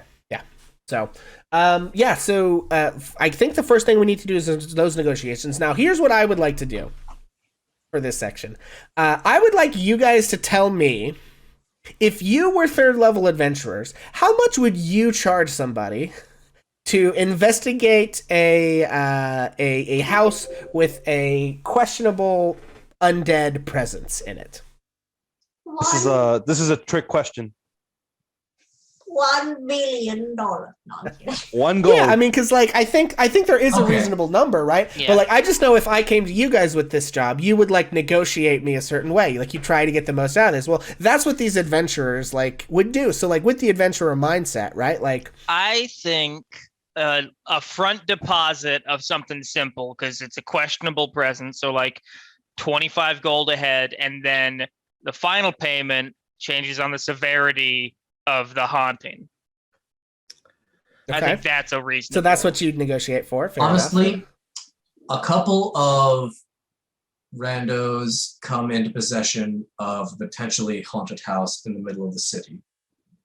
In Yeah, the because middle of the this city. this basically this thing screams in like the a middle of one-shot good adventure, part of the city, right? I figure it's some pleb bullshit at best, and to help him out, I'll charge him like I want to make 100 gold, personally. Yeah. I guess it depends on how many people like me are involved in the Right. scenario. But if it's like me, a wizard, and me, a cleric, we each want 100 gold. So that's what, like 200 gold? And then give That's the about scribe what like Bill's thinking. a tiny cut if we have a scribe. Yeah, I mean, I'm Scribes sure. aren't I'm adventurers, sure they're just the, nerds. I'm sure the wizard is also a honestly, the sage, cleric am I and the wizard should both be scribes if they're worth a shit. So we're talking about paying each of them 100 gold. right? Okay. for- Well, yeah. for So freaking I big think that you guys can acquire a third level wizard and a third level cleric to go with you to Trollskull Manor to investigate this. So walk me through this. I have 25 gold to throw into that. Wherever else the rest of it is Yeah, coming from. and she did say they'd give you a discount. So let's say 85 gold, or 85 gold each. So So 170. 190, all day. 170. Yeah. I'll put in 125 25. of that. I'll put 25. Bill I can put in contributes. That's 5 50 gold. right there. Bill gives 2 gold. I don't Okay. think we've got the money for this, and honestly, I don't know how. What's I the mean- rest? How much There was 170, right? And so Bill we've put put in in- 2, Oz put in 5, Red put in 25. There's 138 left. Did somebody else tell me any other numbers? Arlo put in 25 as well. Arlo I put in 25. You're looking at 113. I only have 30. Oh, you give me a week, I can come up with the money. How are we gonna fix the house? Why? Honestly, like, what's the worst that could happen if there are ghosts? We all die terribly? Like that's not already on the table all the time. Like, Why are we still having to pay for this if like we Okay, did it for guys, look. We cannot afford to pay you your normal going rate. So if based on that, you want to walk away, leave us to our own devices, and we will investigate the place ourselves, I totally understand. That's your prerogative. One way or another, we are going into this house tonight well, yeah, I'm to sleeping figure out in what's there. going on. Honestly, Some of us intend to sleep it's less there. roommates than the last place. And I will go ahead and throw a persuasion check. Okay. But don't you want to know what's going on? Like, Let's ask him first before. It does not go great. Yeah. My dice I luck. think they say, right, the cleric pipes up and says, right, listen, folk, you know, right is what it is. One adventure to another, you wouldn't, you wouldn't do a job for a wee bit of nothing. So, you know, I owe a I mean, the favor house to is the like black staff. I'd 30. like to help you out, but unfortunately, I can't be cutting me on throat on this, you know. I mean, I would, but that's just me being curious about what's going on. How in much- there. Like, how I much don't is the- necessarily how much- do it for money like you people do, but you know, that's just you, I guess. Have Hold fun. up. Did you- Bye. How much is the job again? How much do we need? You needed an additional 113. I haven't heard from, I don't think, Mel or Beatrice or anyone else. Like, so out of what people have Wait, told me we they're need an willing to put additional in. 113. Yeah. Ah, jeez. I know. I thought we had 113. No, No, The never job mind. No, no, was no, no, never mind. 180, Never mind. and yeah. Yeah, and so- 180. and you got it down to 113 out of what people have said they're willing to put in. Well, I'll take Oh. my 5 gold back. I took the 25 gold back. It's ghosts. Half the time they're just hanging out. We're Like not it's even living there, so just let them fucking rot, I guess. They've basically I done nothing for Can't. us. I will withdraw my 25 gold. I will wish my Force Grey brothers the best of the rest of their cushy fucking afternoons. And then I am How gonna about- march into that house. I look at them with one more. How about we owe you guys a favor? no, I'm not owing any of these. I- fuckers. I myself will owe you the favor. Bard! Warlock! We're about to do something scary. Let's go! Yeah, I don't think I'm they're going into I don't the think house. I they're don't have interested time. in Fuck the that guy. He said well, no. yeah, I don't think Fuck they're him. interested in doing it for anything other than cash, so Okay. Oh well, I try.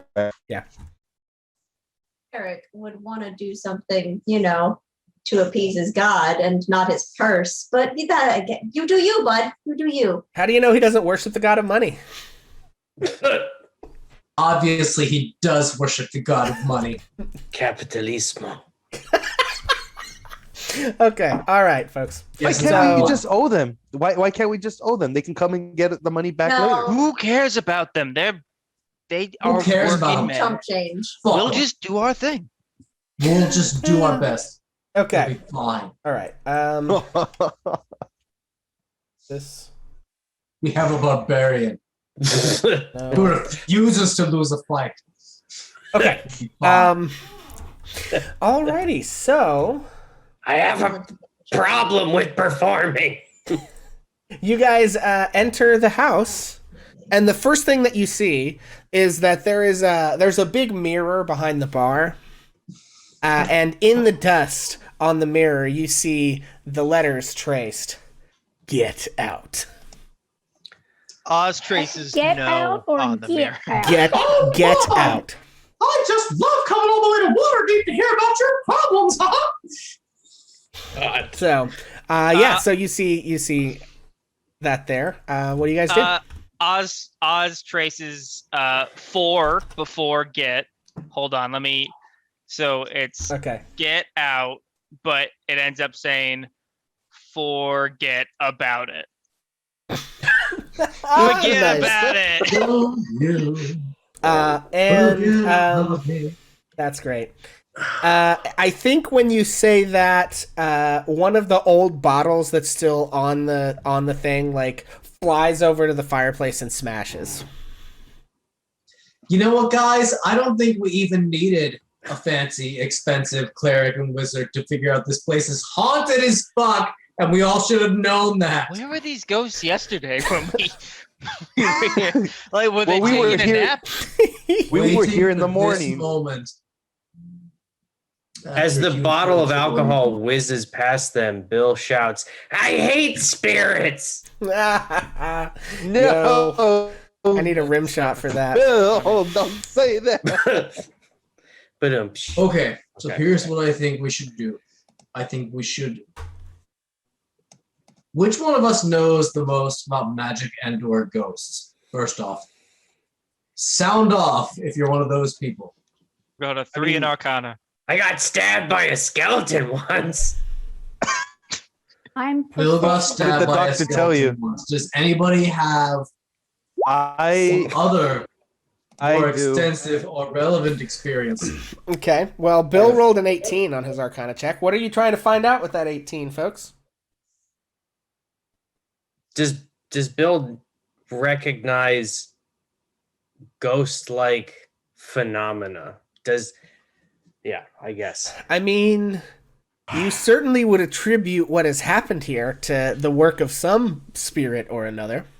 We identify Why? the spirit like phasmophobia. I don't know. Yeah, I don't know, like, what. Yeah, phasmophobia. We need like. If you can ask me a better. better question about it, like, what are you trying to determine, you know? Bill, Why is Who this are you? place haunted? Oz just kind of shouts out, like, "Who are you?" and looks at the mirror to see if Mhm. who were you? Yeah, Bill, you were saying something. Was it? Do you want me to jump to this, or do you want to finish that? no, this is That's good. Okay. Yeah. So behind the mirror, you see traced out on the glass.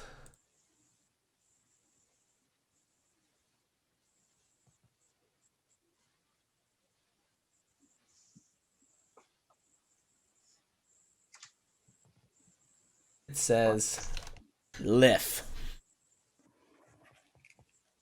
It says what? Lif. Maybe- Lif. Maybe it's backwards and it's actually Phil. LIF. Like, it's mirrored because.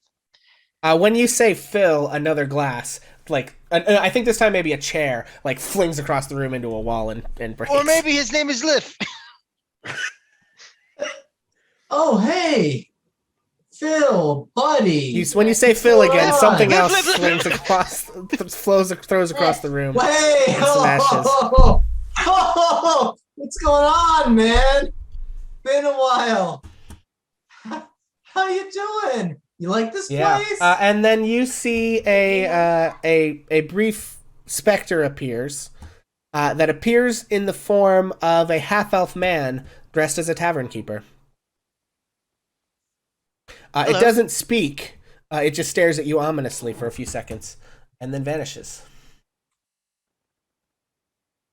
Do you like the tavern? Ray walks over to one of those stools, sits down, and slides 2 gold pieces across the bar.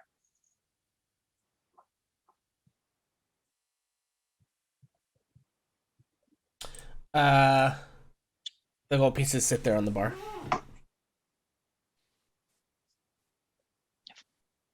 Do you know this guy, Gray?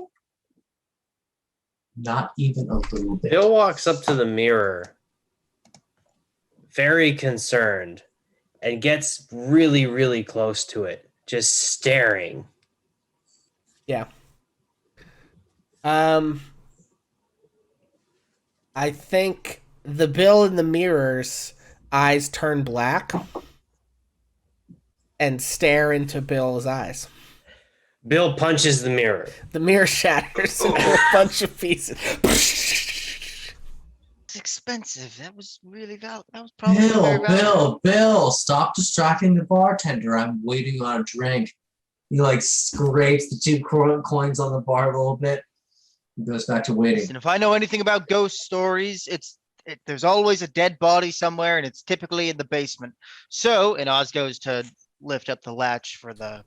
Wait, Okay. how would you know anything about ghost stories and dead bodies being in the basement? I'm a bard. Telling stories is kind of my job. Nice. Okay, yeah. So that is a strong point. I think we should listen to the bar. It looked at me. I think this all As sounds I like go a and I huge- pat Bill, I said, Bill, it's gonna be all right. If Technically, if you anything comes to And I think the bartender in this place is lazy. okay, so Lazy. Bill, you go into the cellar. Yeah? Yes. Okay, I'm sorry, I'm not Bill. Oz. I mean, maybe you both go. Oz lights a torch up and heads down. Okay.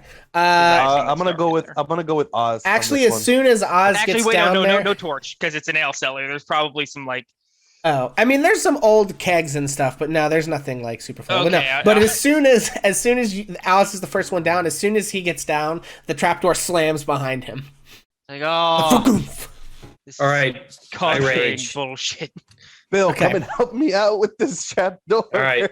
Bill's raging. He's gonna try to pry open the door. Okay, yeah, make an athletics check with advantage. No, my payday. Okay, oof, 24, yeah. 24. So Advantage. Bill, you pull on it for a second. It seems like some force is holding it closed, and then you overpower the force and you manage to rip it open. Looks And like Bill, the you ghost needs see, to go to the gym. Do you even lift? All right, Bill. Okay, one of his the name is the Lift. shards of glass lifts up into the air and sort of floats around, kind of like, All right, Bill hops down into the what cellar. is I'm yeah? gonna- So I'm gonna okay. hop down in there. Okay. Mel, Beatrice, and Red. What do you guys? Red's waiting for a drink. What are the rest of you doing? Mel was just standing there extremely confused. She looks over at Beatrice and says, I just don't know what's happening. Yeah, once Red realizes there is a trapdoor and that they're opening it up, he's going to become real keenly interested in that situation. After calling the ghost bartender Ritzy, he'll Okay. be like, "Oh, you guys found a door in the ground! Great!" Suddenly, very curious and concerned. Okay, so you guys go into the cellar. Oh, sorry. To the whole situation, and Like, it's just observing. Are you not entertained, Honeymaker? This is 2 + 8 for your lifestyle. Liv, are you so, down like, here? you know what? I maybe have other things to do. Okay. Other nobles. So you guys go down into the Meow. basement. Okay. What would you like to do down there? Liv, are you down here? Can you hear me?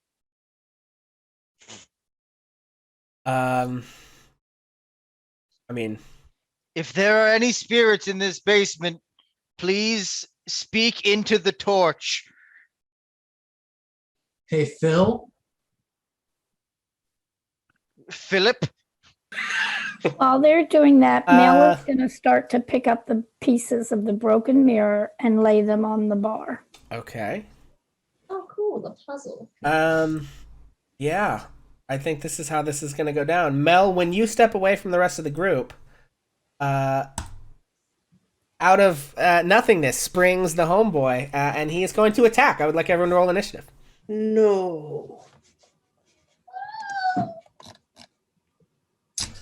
So let me get my. Oh, jeez. I didn't select my guy. Sorry. Oh, that's fine. I didn't have the thing up. Oh to put my your guy in anyway.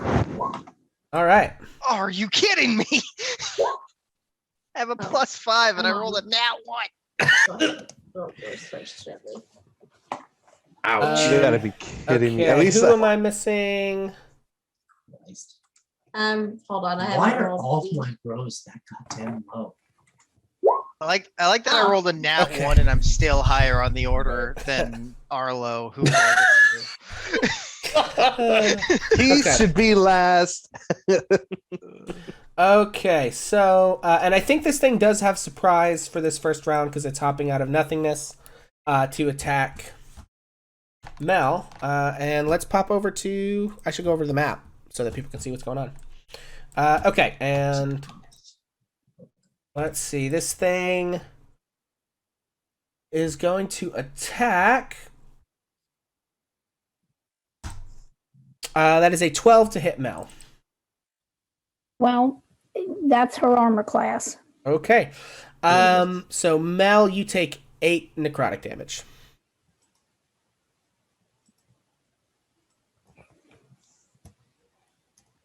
Mel gasps in pain. Okay. Loudly. Let me see what other actions this guy has. Okay. No, that's fine. Okay. So yeah, it attacks, and then the first person to react is Beatrice.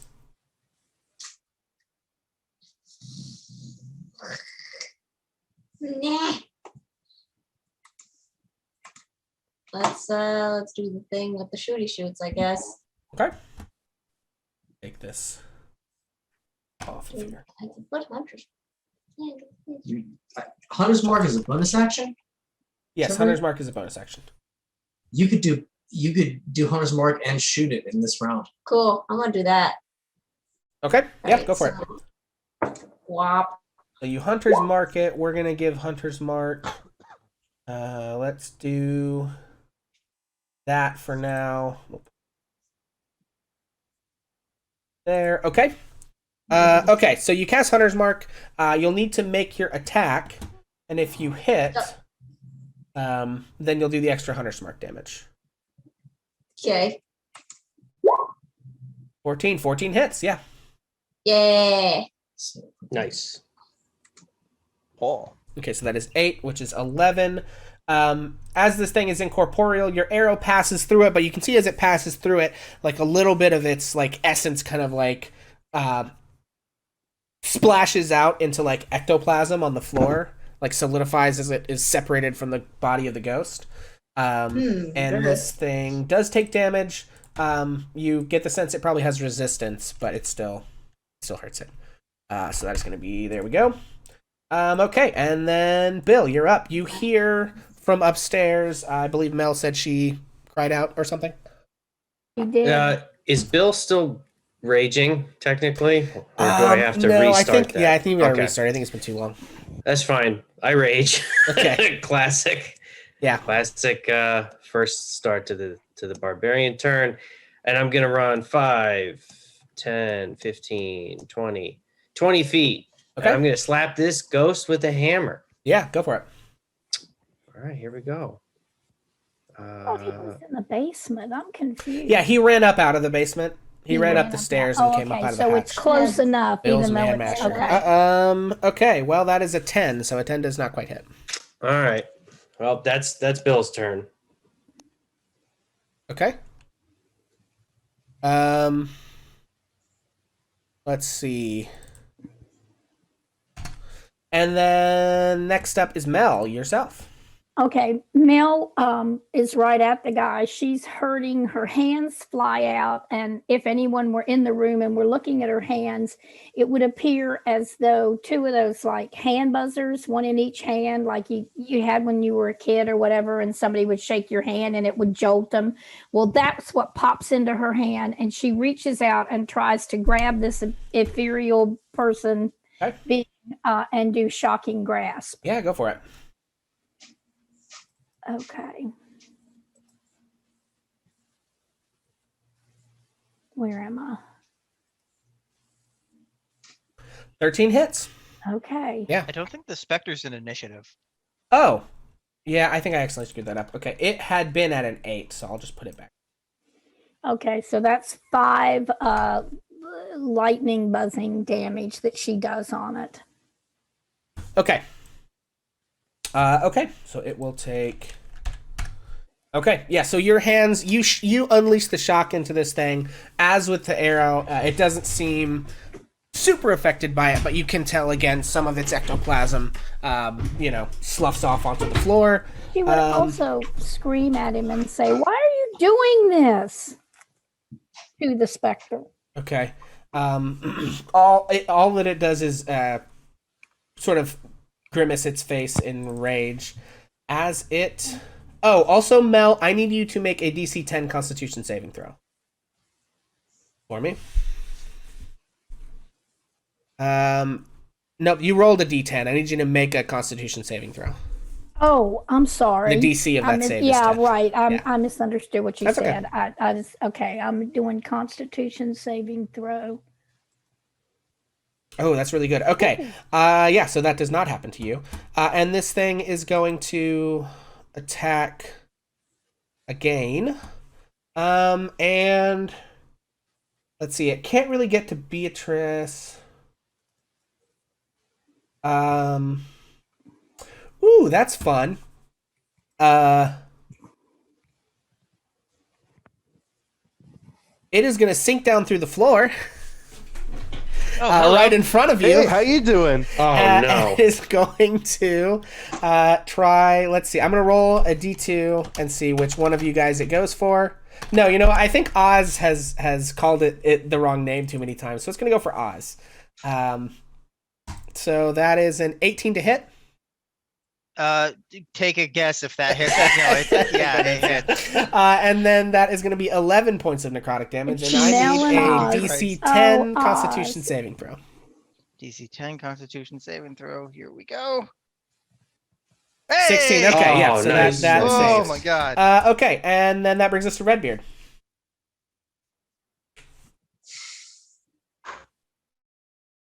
I just saw the thing sink through the floor. Yeah, you saw the thing sink through the floor, right in front of Mel.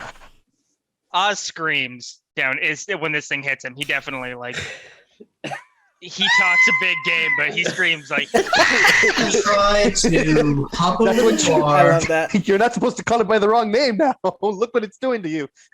I'm gonna try to hop over the bar, drop through the trap door, and land on the floor. Okay. Yeah, I mean, I With think, however much do I now? I mean, movement-wise, you can do that, so flavor, is fine. It's, How much movement do I have left when I get down there? let's see. 5, 10... you're at 10 feet of movement standing on the stairs. 15 will get you here. Okay. So I'm gonna take 10 feet of movement to the west. Okay. And I am going to take a short bow shot at Plasma Boy, who is in melee range of 2 of my dudes. Yeah, go for it.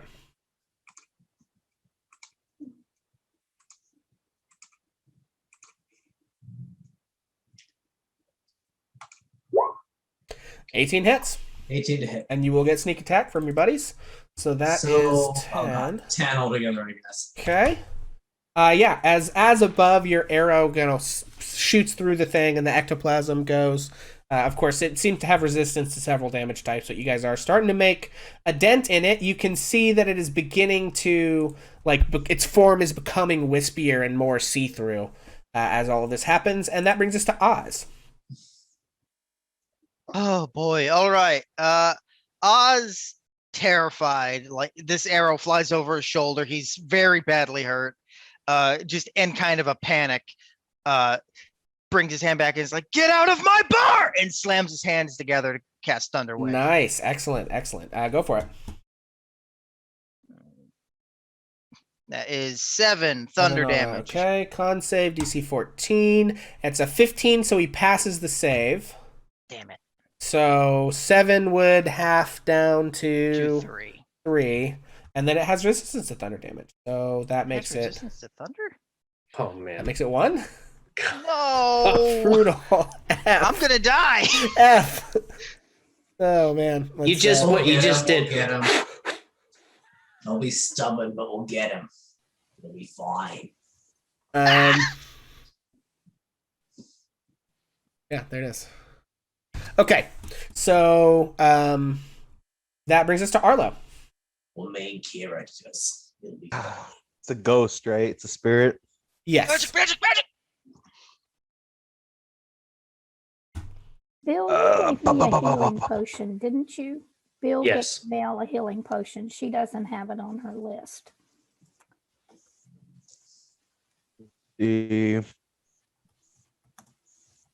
I am going to use. No, that's too close. Oh, okay. I'll just go ahead and use my dagger on him. Okay.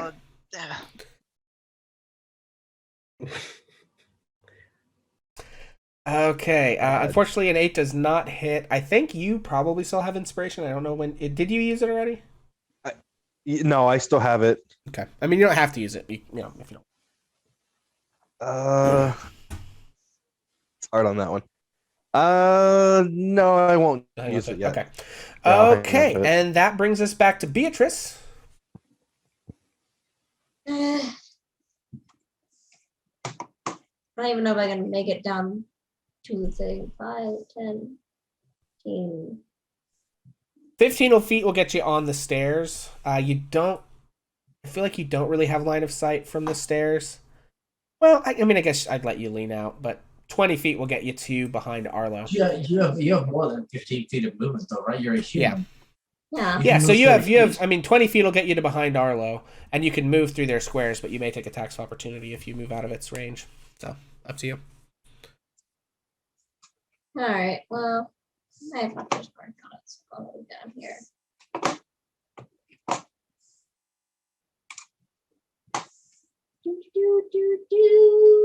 And wait. Trying to be good about switching who's rolling when. 13 hits, yep.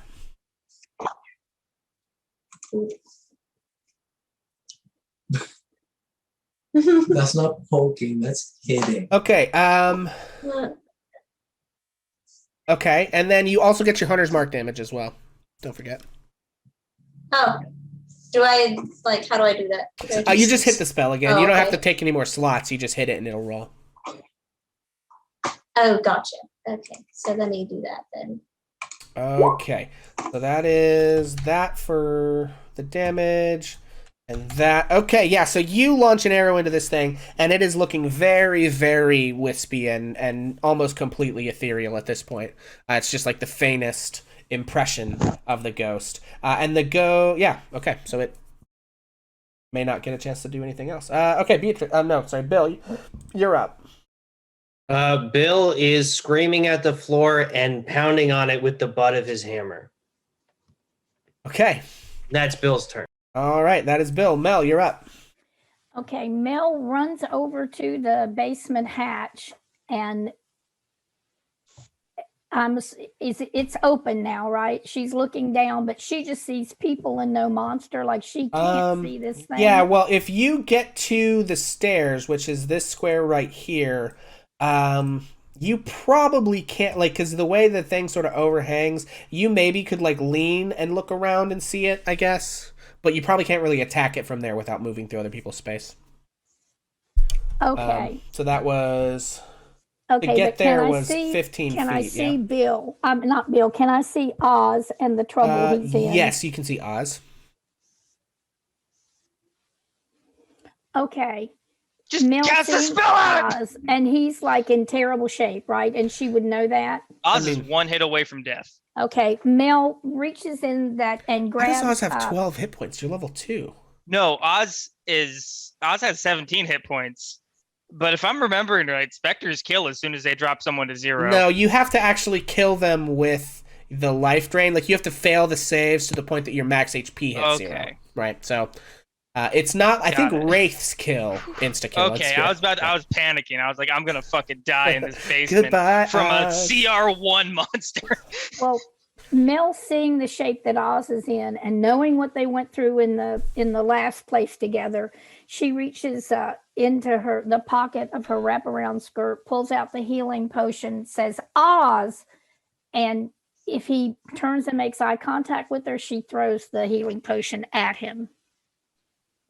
Yeah, I mean, if Can Oz we can do take that? it, then yeah, in a case like this, I'll say you can use your reaction to try and catch it since she's trying to toss it to you. If it's her action to throw it, it's my I action think to that's throw fair. it. Okay.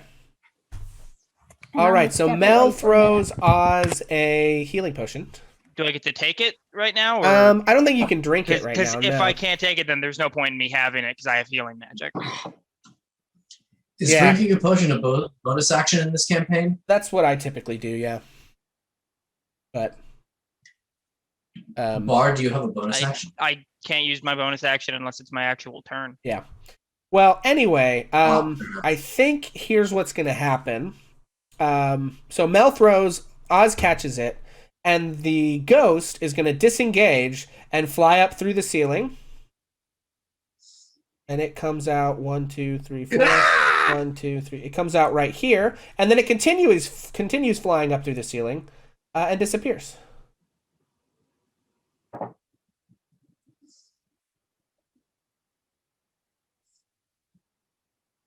So, Great. And you done? yeah. So you guys are out of initiative for now. I think we'll just we'll have you guys roll again. I'll clear it. So, yeah. But this thing fled into the house somewhere. It went up through the ceiling. Bill saw it go up. Outside So of runs that, up the stairs. Okay, so Bill, you start trucking out up the stairs. You guys see it run through the ceiling, and then you hear Bill's heavy footfalls, thump thump thump thump thump, headed out the door and up the stairs. Oz drinks his potion. Okay, yeah, go and take the potion. That's what, 2d4 or 1d4? Standard healing potions. That's a great question. I'll look it up. I think it's 2d4 plus something. Plus 2? Would an Arcana standard check healing potion of 2d4 plus 2. help Yep. any of us in this situation? An Arcana check of 12. I mean, I don't necessarily think so. It can go through walls. Not really. Right? Okay. So got it. it could be anywhere In that case. upstairs, and I'm I'll gonna give use you with a an 12. acrobatics check to get back onto the first floor at least as quickly as possible. Yeah. With a Okay, 25. So you sort of like parkour your way up and around past Mel and Beatrice to get back up to the top to the first floor. Hey, Arlo, And you guys here's are a kind of tip. out of initiative, so just feel free to take actions here. Arlo, Okay, here's- I had to step away. I'm sorry. Did I see the ghost go anywhere from my place? Let's see. On the stairs, you were Okay. probably in a position where you saw it. You saw it as Bill did go, like through the next floor. Okay, Right. So it went through into the bar floor and then continued upward into the next thank you. place. Arlo, Was your you're a tip- warlock, right? Yeah. All right, maybe next time I'm getting murdered by a ghost, you can use some fucking magic. I can't use magic close up. then take a step back. True. And Oz walks up the stairs. He is fuming. Beatrice has taken up residence at one of the stools at the bar and is just sitting there. Okay. Oh, Beatrice, your hunter's mark is still active, which I believe actually allows you to maybe try and track this thing. Yeah. Oh, that literally tell just where occurred it is to in me. the house based on Oz Um, actually runs up after it with Bill. Okay. I'm gonna- He sees that Bill's ran outside. I'm gonna be running up. Or So can I tell where it is in the house, or do I have to like actually go and look for it? No, you'd have to go and look for it. It says you have advantage on any checks, perception or survival checks you make Per- to find it. So Yeah, you can track it Wow. with advantage. yeah. Anybody that comes out of the basement, Mel is going to say he went up. Should Oh, we you go? know, I think that would require me giving a shit. And she saw Bill and Oz go like they're going out the door and around Yeah. to the steps. Yeah, they you both. saw me as well. Yeah, Bill, Oz, went- and Arlo I went all with ran. I'm going to the second floor with the utmost grace. Okay. And yeah. I'm going to head for the second floor. Well, So Redbeard, how do you want to get to the second floor? Do you want to like go out the back Oh, and you like know, parkour up pop onto over the bar. I'll probably let's see, with a dirty 20, I'll jump from like the bottom of the stairs to like the banister above and haul myself over. Oh, there's with, no. like, a cute little flip. It's not connected that way. Like there's no access like at You have all. to go There's no banister, there's no opening. It literally, this door up here goes into a level of the house and it's like none of that connects to the bottom unless you went up the chimney or out and around, or there's a balcony over here you could maybe like climb up if you wanted to end up over here by the spare room. Fine, I just go up the stairs. Yeah, sorry, that's just the design of the Do it house that doesn't. way. But it also means that the bar doesn't have access to the living quarters, really, right? Which makes Trying to sense use because you my wouldn't karate. want that.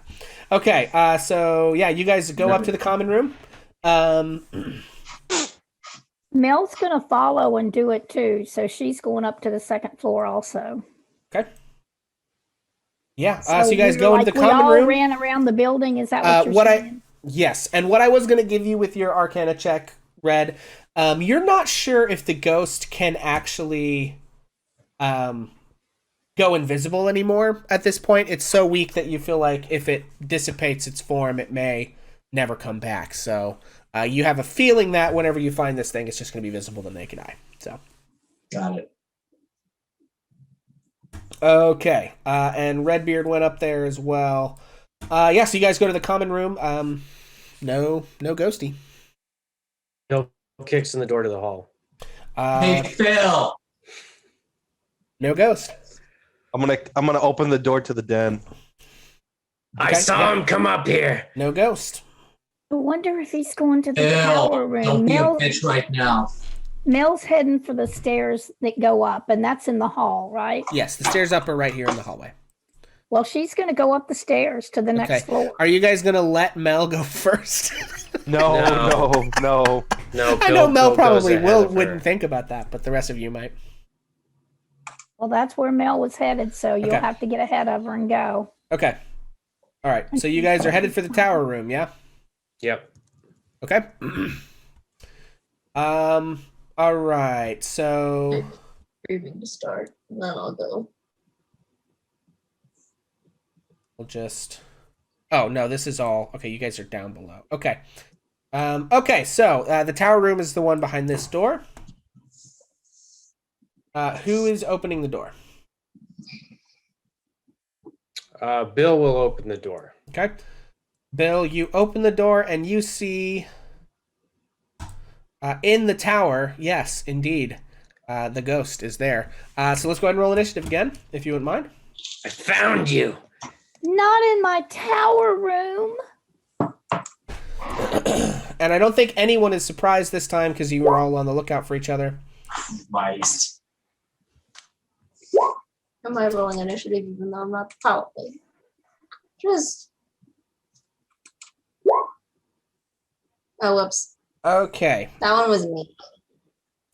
The 14 was 14 was you. Beatrice. Okay, I gotcha. So he had, what, a 9 to begin with, and the... And then I need to add Beatrice. Just wait for the And she's got screen a to 14. start. So, Sort. Okay, that brings us to, as he kicks in the door, Oz, from all the way back here, you can see the glint of its sort of spectral, slightly glowing form. And you have the initiative. What would you like to do? I'm gonna get you, you ectoplasmic son of a bitch. And if Oz was to melee attack this thing, is it in the tower? Like, does he have to get in its shit to fight it? I mean, I think you can get, like, you can fight it from here. I don't know if that's true. It's not, like, up or down. It's, like, just in the tower room. Yeah. So if you're in Mel's bedroom, Mel's feature bedroom, in that square, you have melee on it. Yeah. But then I think about it, and also like Bill is obviously going to be more effective melee. Yeah. So I think Oz taking discretion is the better part of valor. Just he runs in but stays out of melee with it, and just gets in front of the fireplace so he can heal. Okay. Whoever. Yeah, and I'll say, given that there's a wall there, I don't think it gets an attack of opportunity on you as you move through. So, yeah, you can do that. Okay, Beatrice, you would be next. You hear distant running sounds from the 3rd floor. A fate like, dum, dum, dum, dum. You know. yeah, then probably And shouting. Oz shouting. Yeah. Like, Yeah. oh, okay. Absolutely. They found it. And so she's gonna go from the 1st floor. How far can I get? With a dash, 60 feet. So that would get you, let's see, 5, 30. Probably not dash. Okay, so 30 feet gets you to the bottom of the stairs at the front. Bottom of the stairs. Yeah, so like right there. 30 feet from where you were in the bar, right? Gets you to like right there. Let's go there. Okay, and then Bill. As Oz sort of scoots past you into the room and sort of, I guess, gestures for you to take the lead. All right, Bill runs up and tries Kick to his slap ass, it with Bill. the hammer as Bill has his one move. You've got this. Can I retroactively give Bill ghost poop? Bardic Inspiration All right. retroactively? Yeah, If sure. no, then I'll it's allow fine. it. I'll allow it this one time, but in the future, you got to remember to drop that on your turn. Does the 21 hit? Yeah, 21 hits. Okay.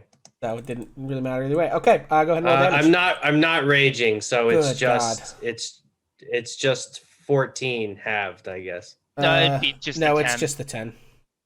However, that's gonna be enough to do it. Oh, sorry, that was the crit. Yeah, that's gonna be enough to do it. Okay, so as you slam your hammer down, you see like fear in this creature's eyes, and your hammer like smashes through its head, and the ectoplasm sort of breaks apart, and then there's this sort of like dark hole and vortex opens up in where its chest was, and you hear this unholy scream. The shutters rattle on the building.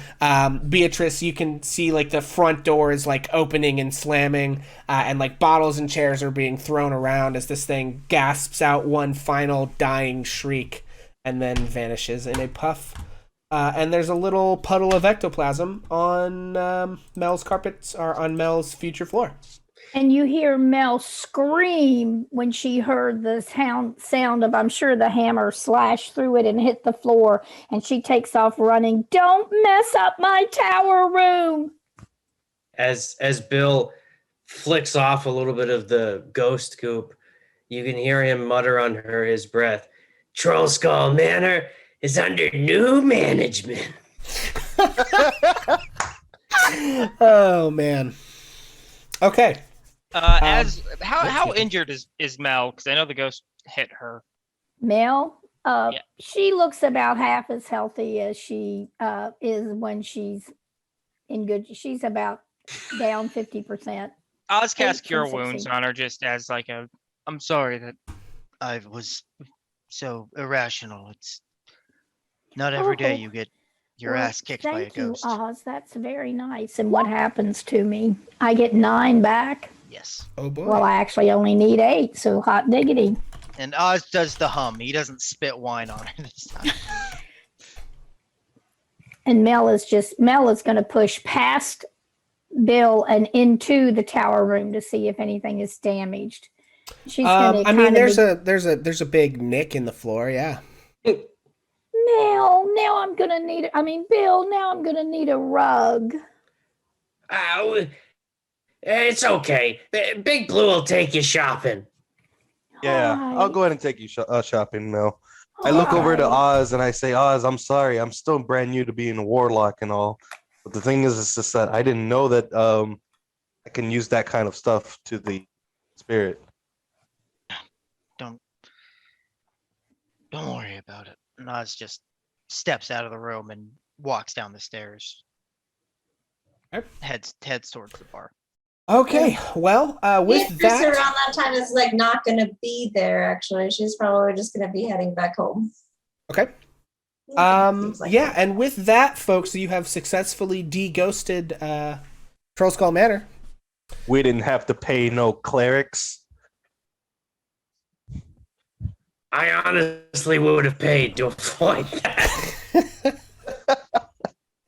Okay, so I think the next thing I would maybe like to do is get into some of the like RP sort of vignettes that you guys want to do, and then we'll tackle the proper downtime next time. I think. I know we've kind of things have dragged out and stuff, but I kind of needed to do these things in a particular order for some reasons. So I know you guys have a number of vignettes that you want to do. And so I'll kind of open it up. I know we have to do Can we Beatrice's break date. really quick? I don't know if you're in the Yeah, mood to tackle Beatrice's that or date. not. Yo, Yeah. why don't we Can- take a few minutes? Can we take a quick break? we take a little break? Okay, yeah, sure, that's fine. I think Beatrice her Okay. date actually would have happened before this, right? Right. Probably. Okay. Yes. Yeah, All right, folks. Well, we are gonna pop into a quick break for a few minutes, and we will be back shortly. So stick around. Okay, and welcome back, everybody. We are going to go ahead and jump back in. So I think what we would like to do first is to jump back and do, I think, Beatrice's lunch with Rainier. So this takes place all the way back just after you guys acquire Troll Skull Manor in the first place. You are in the North Ward of Waterdeep. At the time of this, although, you guys can kind of do whatever you want. And so, yeah, let's walk through this. What do you think? Does he take the lead? Do you take the lead? Did somebody have a type of place in mind, or? I was going to let him take the lead on it. Okay. Excellent. Okay. So yeah, I think let's see what we have. He has like a spot that he likes. Let me see here.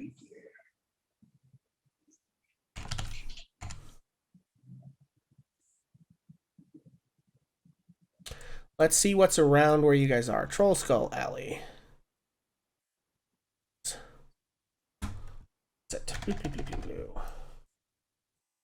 Troll Skull Alley is near Seardown.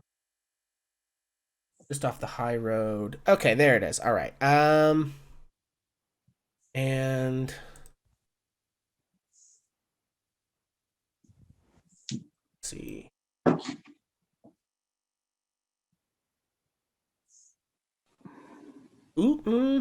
Yeah, I think so. Okay, so off of Seidel Street, not too far from where you guys are, just about over here. So, 2 blocks over to the high road, and then in the next block south, he takes you to a place called Olbarth's Griffin.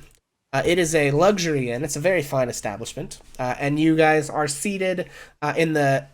I think he knows the people well enough. He probably has access to a somewhat more private dining room that's kind of set off to itself.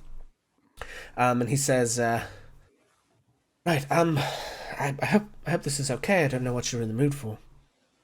No, this is just fine. Excellent, great. Yeah, and so the waiter comes up and says, yes, what can I get you to start with? Well, let's glance over the menu. What do you have? Certainly. Would you like something to drink, maybe, to begin with? Oh, do you have a honey mead? Let's see. I think on that one, let's roll for that. High or low? High. 44. Okay. He says, "Oh, unfortunately, we are all fresh out of the honey mead. I do have several kinds of ale and wine available." Maybe like a sweeter wine. Excellent. I know just the thing. And for you, sir. And Rainier says, yes, some wine, something dry is fine. And the waiter sort of heads off and comes back with your wines. And then, yeah, so on the menu, let's see.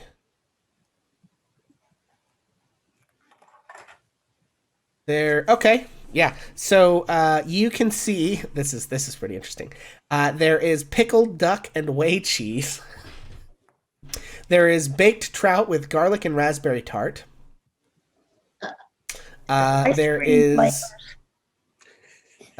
is braised drake with blue cheese, or roasted pheasant and poached eggs. I'm torn between the drake and the pheasant. He says, "Well, the drake here is to die for." Well, then I'll get that. Excellent. And so the waiter comes back, and you both order the drake. And he says, "Well, Beatrice, why don't you tell me a little bit about yourself?" Well, I have a passion for bees and the honey that they produce. I have a lot of interesting facts about bees, if you're interested. Certainly, yeah. I've not studied bees much myself. All the fascinating creatures. Did you know that all worker bees are female, for instance? No, I did not know that.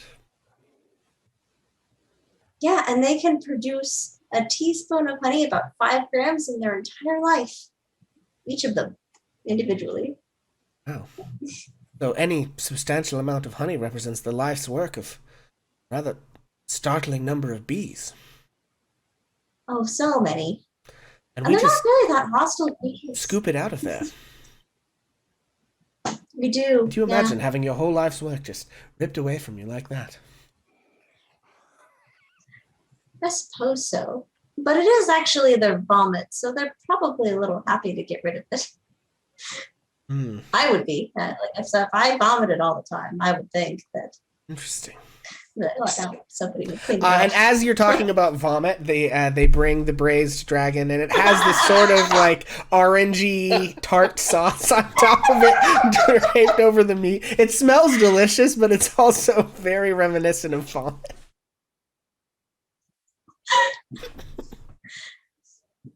I am not good at table manners. He says, "Well, that's all right. I've had all the training anyone could ever ask for in the finer pleasantries, and frankly, I find all of it to be quite tiresome." Aren't there like specific utensils for certain things? Yes. He gives you a rundown, and I think in Waterdeep there are like 17 separate instruments that are laid out with any, multiple course meal, and they all have like very particular uses. And so, he can kind of direct you on what to use on what, but it's just crazy complicated. I think they're very fancy boys here. That sounds complicated. Why do people put themselves through that? Well, nobles, like my father and his friends, like to think they're better than other people, and one of the ways they like to try to prove that they're better is knowing which fancy tiny metal implement to stab their food with it before they shove it in their slobbering faces. Well, wouldn't it be hilarious if a commoner like me showed up to one of their meals and knew every single placement of every single of the 17 utensils. Yes, I think honestly you'd cause a scandal that'd be the talk of the town for Oh, probably a that'd be year. lovely. And I think an entire year's worth of pamphlets would be devoted to the the silverware incident. Oh, that'd be hilarious. Yes, well, perhaps I could arrange something in the future. Well, I'm on a bit of an outs with my father at the moment, and of course he doesn't even live in Waterdeep anymore, but Oh, if he happens to visit, I'll put his tableware to shame. God forbid. He and I are not on good terms. But nevertheless, I do occasionally have to meet with people who find their comfort in that sort of sophistry, so next time I do, I suppose I shall think of you and your cheek. What else are you thinking about? And I think maybe we'll fade to black on that, if that's okay. Presumably the conversation goes on, and I think from there you have a delightful lunch. I'm going to say go ahead and make a persuasion check with advantage, and we'll see how this D&D dating sim progresses. Which flags are we hitting here? A persuasion with perfect. 18, yeah. So it is a charming lunch, and he makes a promise to contact you to arrange another meeting as soon as he's able. And I think walks you all the way back to Troll Skull. And I don't think he goes in for a kiss. I think if you did it, he would reciprocate, but I'm going to leave that up to you. I'm totally gonna go in for a kick. Okay, yeah. So we kind of montage most of the remainder of the lunch, and you guys sort of walk back. And I think you go in for a kiss. I think on this one, just make a raw charisma throw, and we'll see. I'll make one for him as well, and we'll just see.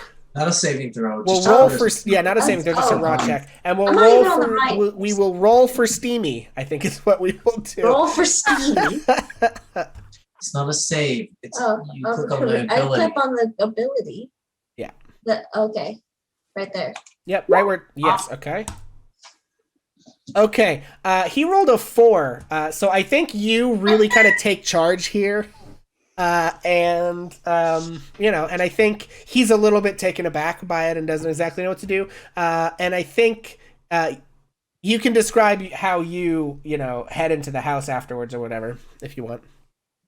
I am swaying my hips a little more than I usually do. Yeah, and I think he walks away a little bit and like puts his hand on a lamppost and like one hand on his knee and like looks left and right for a second and kind of like scratches his head and like and sort of shakes his head and walks off. But he also seems to be sort of chest higher and whatnot.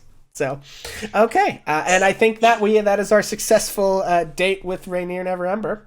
And so then I'm gonna kind of turn it over. We've got about 20 minutes left for other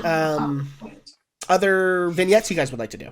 The day following the removal of the ghost, Oz wants to gather Bill and Arlo, probably in like the den or in one of the spare rooms where they won't be bothered. Okay. All right. Now, we have a few items to discuss, the three of us.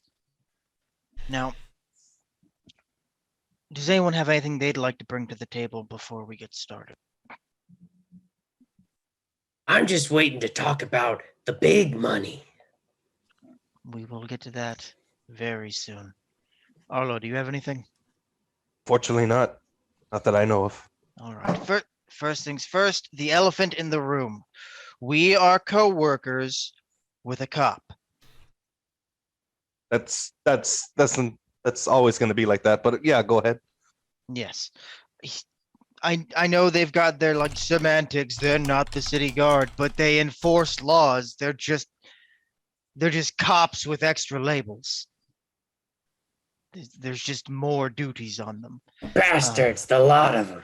So what I'm thinking, obviously we keep our business hidden from Red, but also he is keeping an eye on us regardless. I feel like anytime we're together, he's going to be keeping a little bit of a sharper lookout on us three. And that means no crimes in the house. Exactly. That's bullet number 2. We don't we don't shit where we eat, and I don't want Mel to get involved in anything. Not at all. You bring anything in here that endangers this house, I'm gonna throw you out the turret. Smart. Now, Sure. that also includes the fight pit that we've discussed in the cellar. Sure, we'll work turn a together. little less coin, but at least I don't have to pretend to lose. Yes. Now we can get some paperwork together. We can grease a few palms, make some licenses fly out of some bureaucrat hands, and everything will be on the up and up. We just need coin, which brings us to item number 3.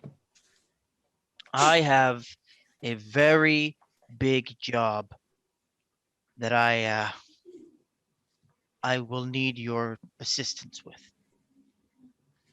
Now, I am currently looking for the perfect mark, someone young and dumb who just inherited a lot of money. I have contacts in the nobility who are putting together a check, looking for somebody. Soon, I'll have my mark. I'm going to try to convince them to invest in renovating an establishment and creating a bar, much like Troll Skull. Obviously, I'm not going to use Troll Skull as the basis. I'm going to talk to Davil about finding a red herring, I suppose you would call it. But when they've got the money ready and when the deal is ready to go down, I need you two to gather a crew and rob us, essentially, during the handoff for the money. Well, I know just where to look. Good. I feel like We I can- have some ideas as well. Now, we listen, can- it's very important you do not tell them about this until we are getting ready for the job. All right? I look over to Bill and I tap him. We can definitely ask Yarga.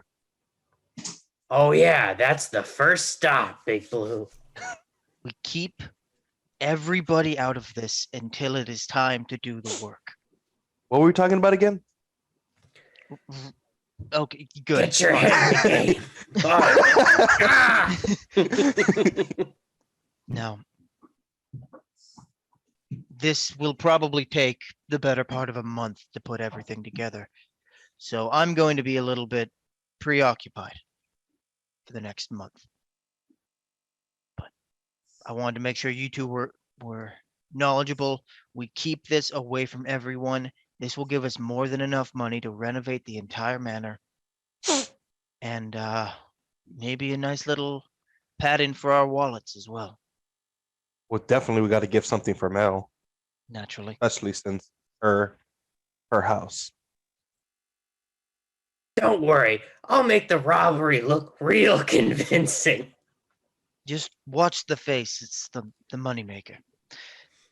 Now, unless anyone else has anything, I'd like to keep this meeting short and sweet. Well, I'm all set. You come get me when you're ready. Definitely. Arlo, That's fine with me. all right. Gentlemen, and Oz struts out of the room. Excellent. Okay, so that is that vignette. What else do you guys got for me? Well, Mel is going to have moved her small portion of things from the blue door to the house, and it took her several trips, filling up her pockets and walking through town. And in the course of that, she also visited the little place in the side of the hill and got some of her treasures out. And she had started putting them around the tower room. So after the final gory battle end of the ghost, she has put several things in her tower room. She's moved a pallet to sleep on out in her bedroom. And she's just spent some time looking around, thinking, making a list. And she wants to bargain shop, which I can just kind of describe to you. I think Arlo was going to go with her on one visit, so we can wander through the market together if you want. And Mel is looking for a particular list of things. It's kind of just a long oddball list, but if you added it all up, it would probably amount to a tinker's kit. But she can't afford to buy a tinker's kit, so she was going to pick up what odds and ends she could find. Yeah, so I guess the question I have is, as far as Mel is concerned, how is she trying to do, like, is this an investigation check because she's trying to find what she needs at the right price? Is this a persuasion check because she's trying to convince the shopkeepers to part with it at a price that's in her price range? Like, what do you think in terms of how Mel would approach this is kind of the relevant way to look at that? The investigation part would be that Mel is looking for tarnished, used, like if packages that have been opened and are missing a cookie or two, so she's looking for things on the cheap. And then, she would be trying to persuade people to finagle. So probably some of both. She's looking around. She's not shopping the front of the booths and things. She's wandering around. I mean, I'd like to, narratively, I think that's all good. I'd like to boil it down to one or the other of the skill checks. So what do you think is like her main, like, is it that she's like a sweet lady and she's trying to smooth talk these people? Or is it how good am I at finding what I want? I think it's how good am I at finding what I want. Okay, go ahead and make an investigation check. Investigation. Okay. Does she get an advantage since I'm helping her look? Okay, she's going to use her inspiration. Okay, she's going to use her inspiration. Okay. Yeah, I think she would have told Skull some of the things that she's looking for, but they wouldn't have been shopping together the whole time. Yeah. Okay. Oh, damn. Oh, rip. Nice. Okay, so can I go ahead and use? Can I try to look for it? You'd have to use your downtime because like we're looking at this as a montage of like a week's worth of effort. On it's her okay. Part, right? It's all right. So sometimes the dice are cruel. Yeah. And tonight seems to be one of those nights, unfortunately. Yeah. So I think you look around and it seems like the market in Waterdeep on Tinker's stuff is just a little too pricey, and you maybe get a couple pieces of it, but not really. Okay, that's it.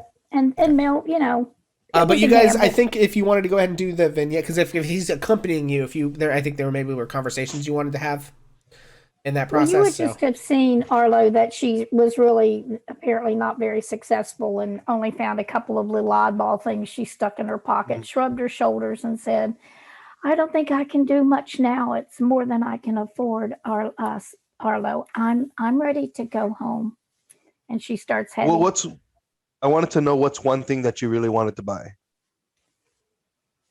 Well, I actually got the one thing I really wanted to buy when we went shopping the other day, and that was the little hammer. So I was just looking for odd things to hammer on, but I'll look around the house and I'll find things. I didn't really have anything particular in mind.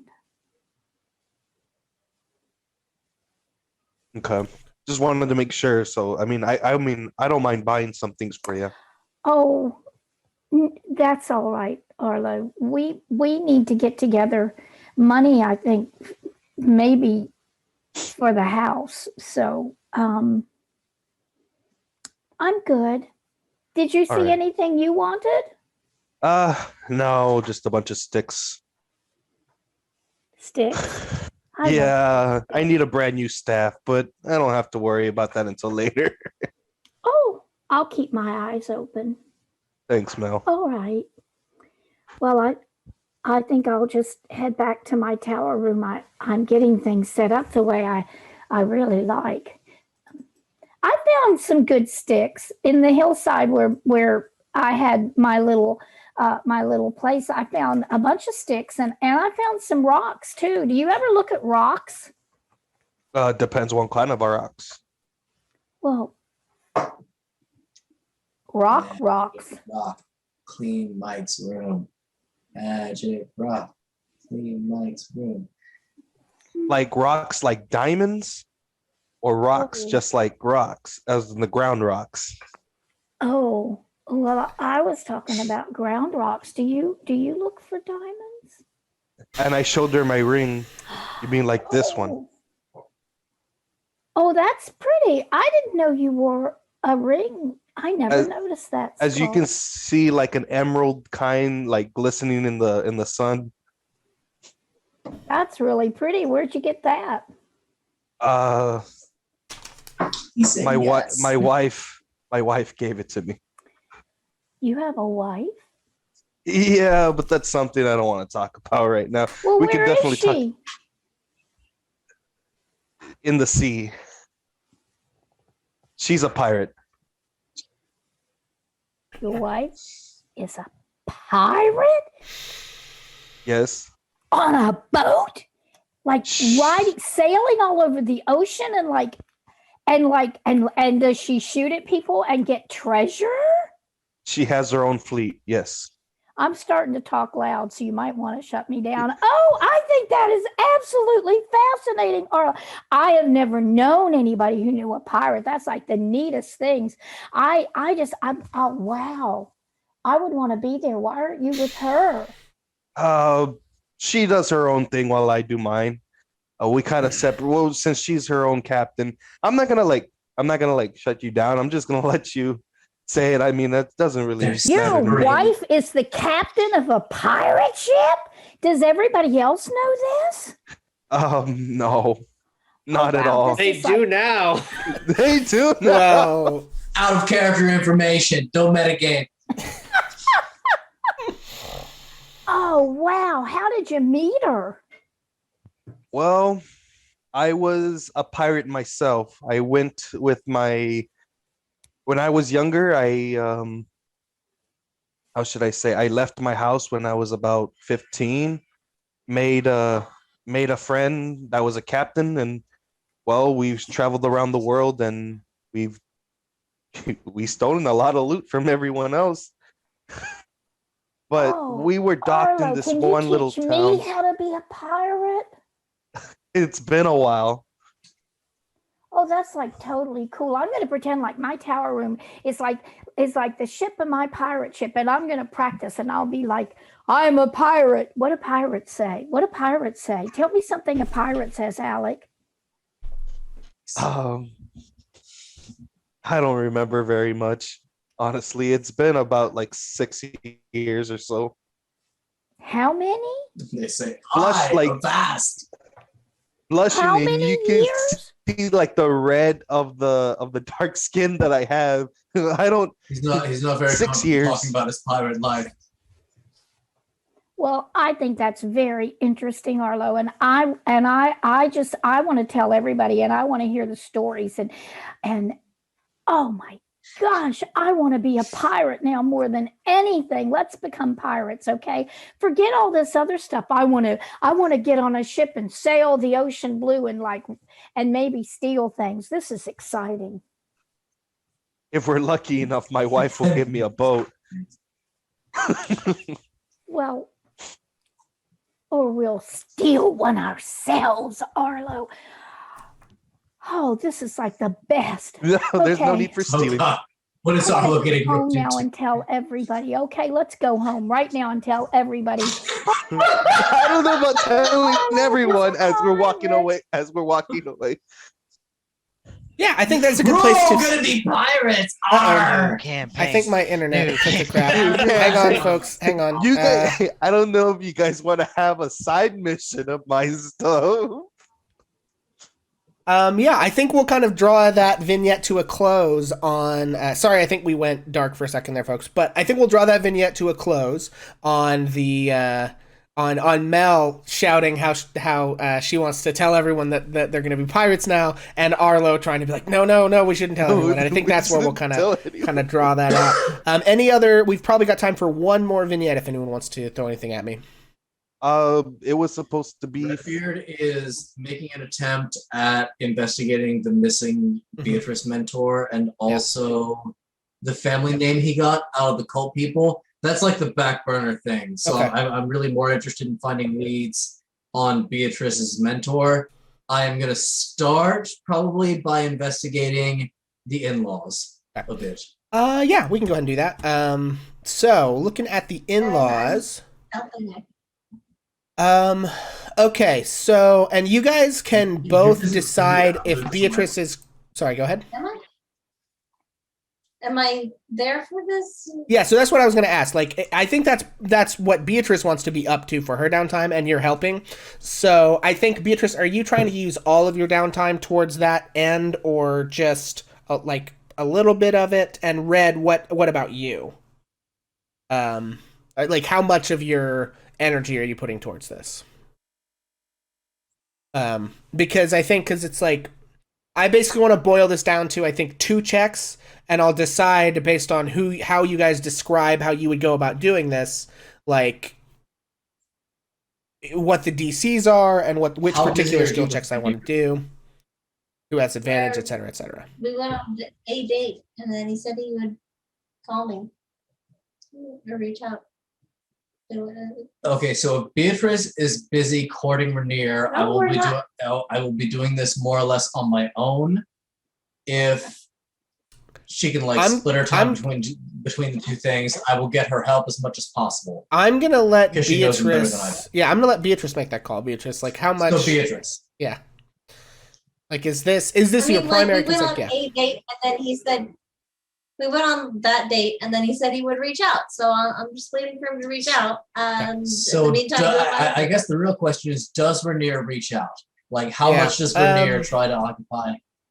I mean, I don't think he's gonna take like enough of the rest of your downtime to take a week of it. You know what I'm saying? Like, because for me, the way I'm looking at downtime is it's your primary dominant concern that you're spending most of your time doing for a week, and we're going to take it at kind of a week at a time and kind of roll it together, right? So if the finding of Honeymaker... give it the 3 days. So is your primary So he does concern contact you right again, here, and you probably or go on finding other your dates, mentor? right? I think it's the ultimate question. I would like to find my mentor. Okay. Yeah, and I think she's he does... going to have lunch with Rainier a few times if he gets in touch, and otherwise she's going to be trying to help me in this investigation. Yeah, so that makes sense. I mean, he does contact you a few more times, and you guys have some more dates, and they're successful, I think. But given that like developing that relationship isn't going to be your primary point of concern, we're going to focus our checks and things on the stuff. So here's what I want to do to represent for the. Yeah, we'll go ahead and call this you guys' first week, and we'll just do the first week, and then we'll probably finish other people's proper downtime stuff next week. To represent the first week, describe to me how you're going to go about, the 2 of you, investigating the in-laws. All right, how are we going to do this? Well, who is somebody they're likely to talk shit around? Oh man, like fancier people than us. Fancier people than us. Got it.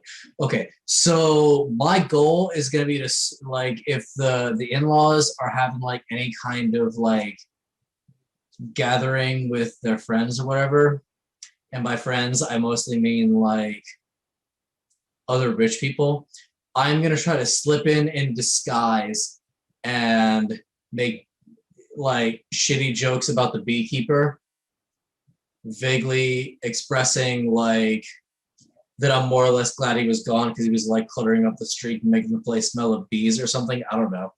And see if I can ferret out any information from them as to like whether they're also glad he's gone, whether they think they might know where he went. I can snoop around the house, like if they slip off to themselves a bit, I can snoop around the house and try to like stealthily overhear a conversation. I'm just like bringing all of my rogue skills to bear to try to help this poor frizzy-haired human. Okay, and then in this plan, Beatrice, what role, if any, do you have? I was gonna walk straight up to their front door and try to like talk to them, basically. Okay. Playing diversion. I like it. Gotcha. Okay. So Redbeard is going to crash a party in disguise and try to lure the information out through conversation. and Beatrice is going to try to confront them directly, and then see if you can get them into get them to divulge anything. Yeah. Okay. Okay, fair enough. So I think we'll count those as two separate checks. Beatrice, what kind of? Let's start with yours first. I think that's going to be a tougher DC, just given the nature of what's going on. So, what type of skill are you using here? Are you trying to intimidate them? Are you trying to persuade them, cajole them?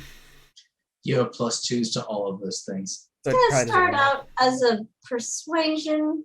Okay. Like, hi, so Memphis hasn't been around the stand for a while, and I need a little help. And since it's his stand, I'm just wondering, since you seem to think that he went off with another family, if you can point me in that direction, and I can get him back in town. Oh, interesting. and Interesting. manage his Okay. stand. Yeah, go ahead and make a persuasion check then.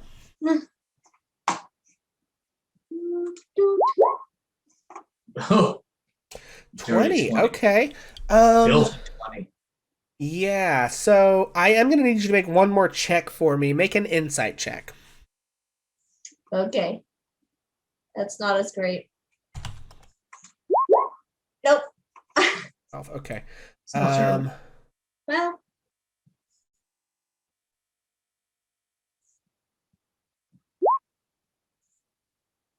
Baited. Okay. So they give you the name of a family that lives in the dock wards and a general location. And hang on one second and I will try to come up with what that is. How do I want to do? I need them. Oh, no. Okay, that's what I need. 1 second. Stand by. Oh, okay. I know how to do that.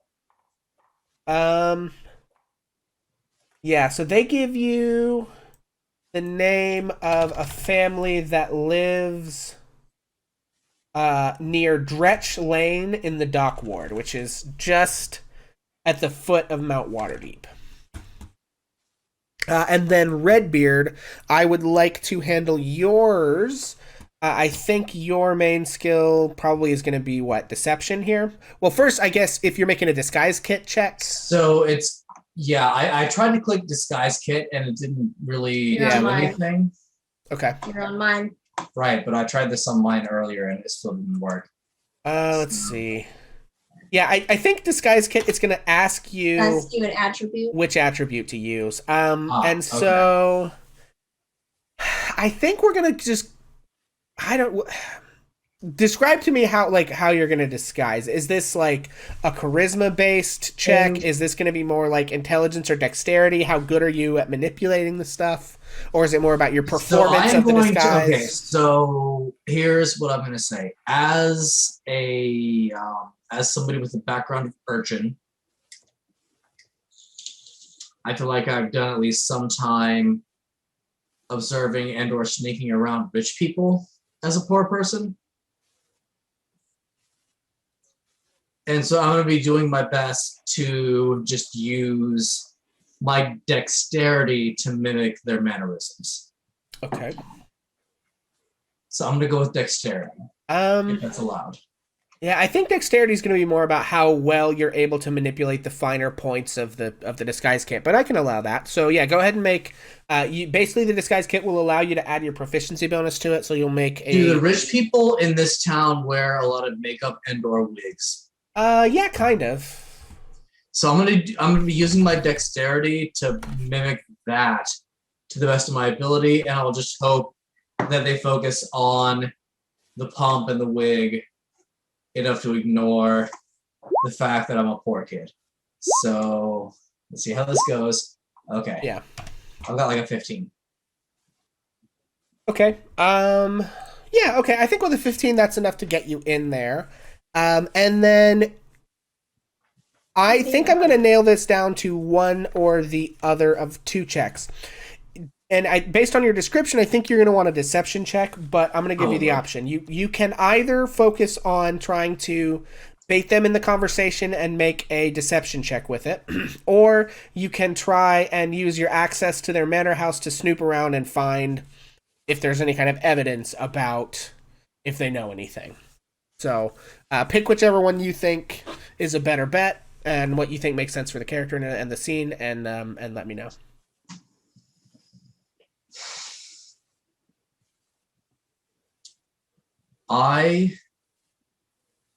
So are we talking investigation or stealth? I actually, if you go stealth, it's going to be one of each. If you're trying to sneak around and find stuff, it's going to be a stealth check to see if you can remain hidden, and then an investigation to see what you can find. If you are trying to, bait them in conversation, it's just going to be a deception check. I am going to go with the stealth followed by the investigation. I'm going to make nice at the party. I might make a few bad jokes about the missing beekeeper, but ultimately, I'm going to be looking for hard evidence of whether they knew where he went. Okay. All right. Yeah. So first thing, go ahead and roll that stealth check for me. The DC on this is going to be 12. That is going to be a nat 20. Yeah. Nice. Well, this is a perfect time for that beautiful nat 20 emote, ladies and gentlemen, boys and girls. Get to crack that puppy out. Cool. And then, so you slip off into the party completely unnoticed. And then go ahead and make that investigation check for me. This one is going to be a DC 14. Hey. Oh, damn. Hey. All right.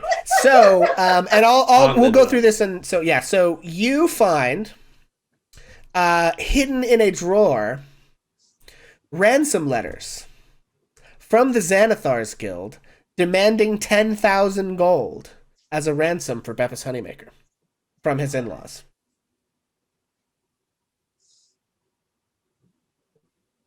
And I think, ladies and gentlemen, that's where we're going to end the session for today, as Redbeard finds, and I don't know if you open them up right there in the house or if you take them. You probably have to open them up. So you're standing there in the house, in the disguise, reading this letter from the Xanathar's Guild, demanding an exorbitant sum of money for the return of Beppis Honeymaker.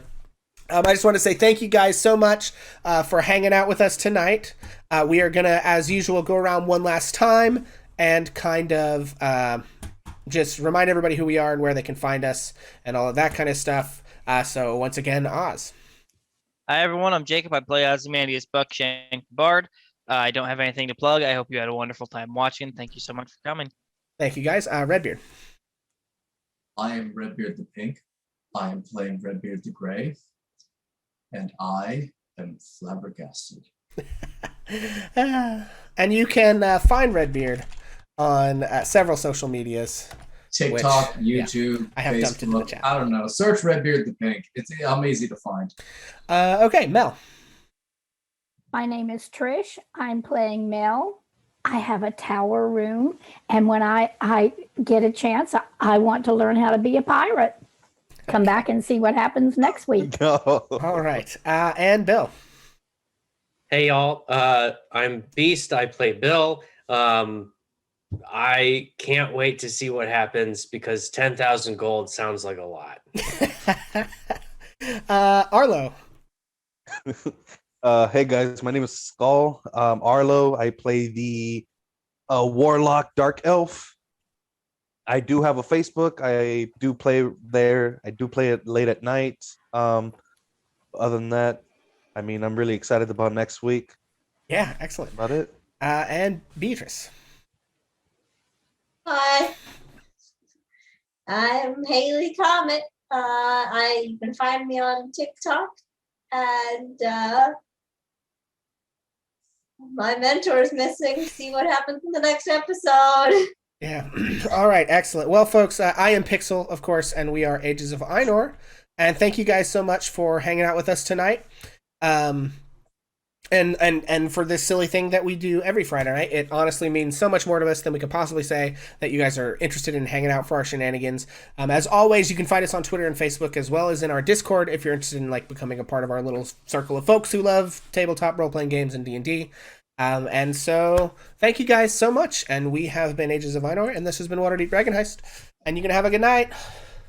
Bye. guys. Good night. Bye. Bye, everyone. Figured out a new heist. Kind to yourself. all right. Let me tell a tale of a world where heroes walk among us, fighting through the darkness left by monsters and by selfish men. A tale of glory rent asunder, sacrifice and battles lost. Our heroes know not what awaits them, and still they can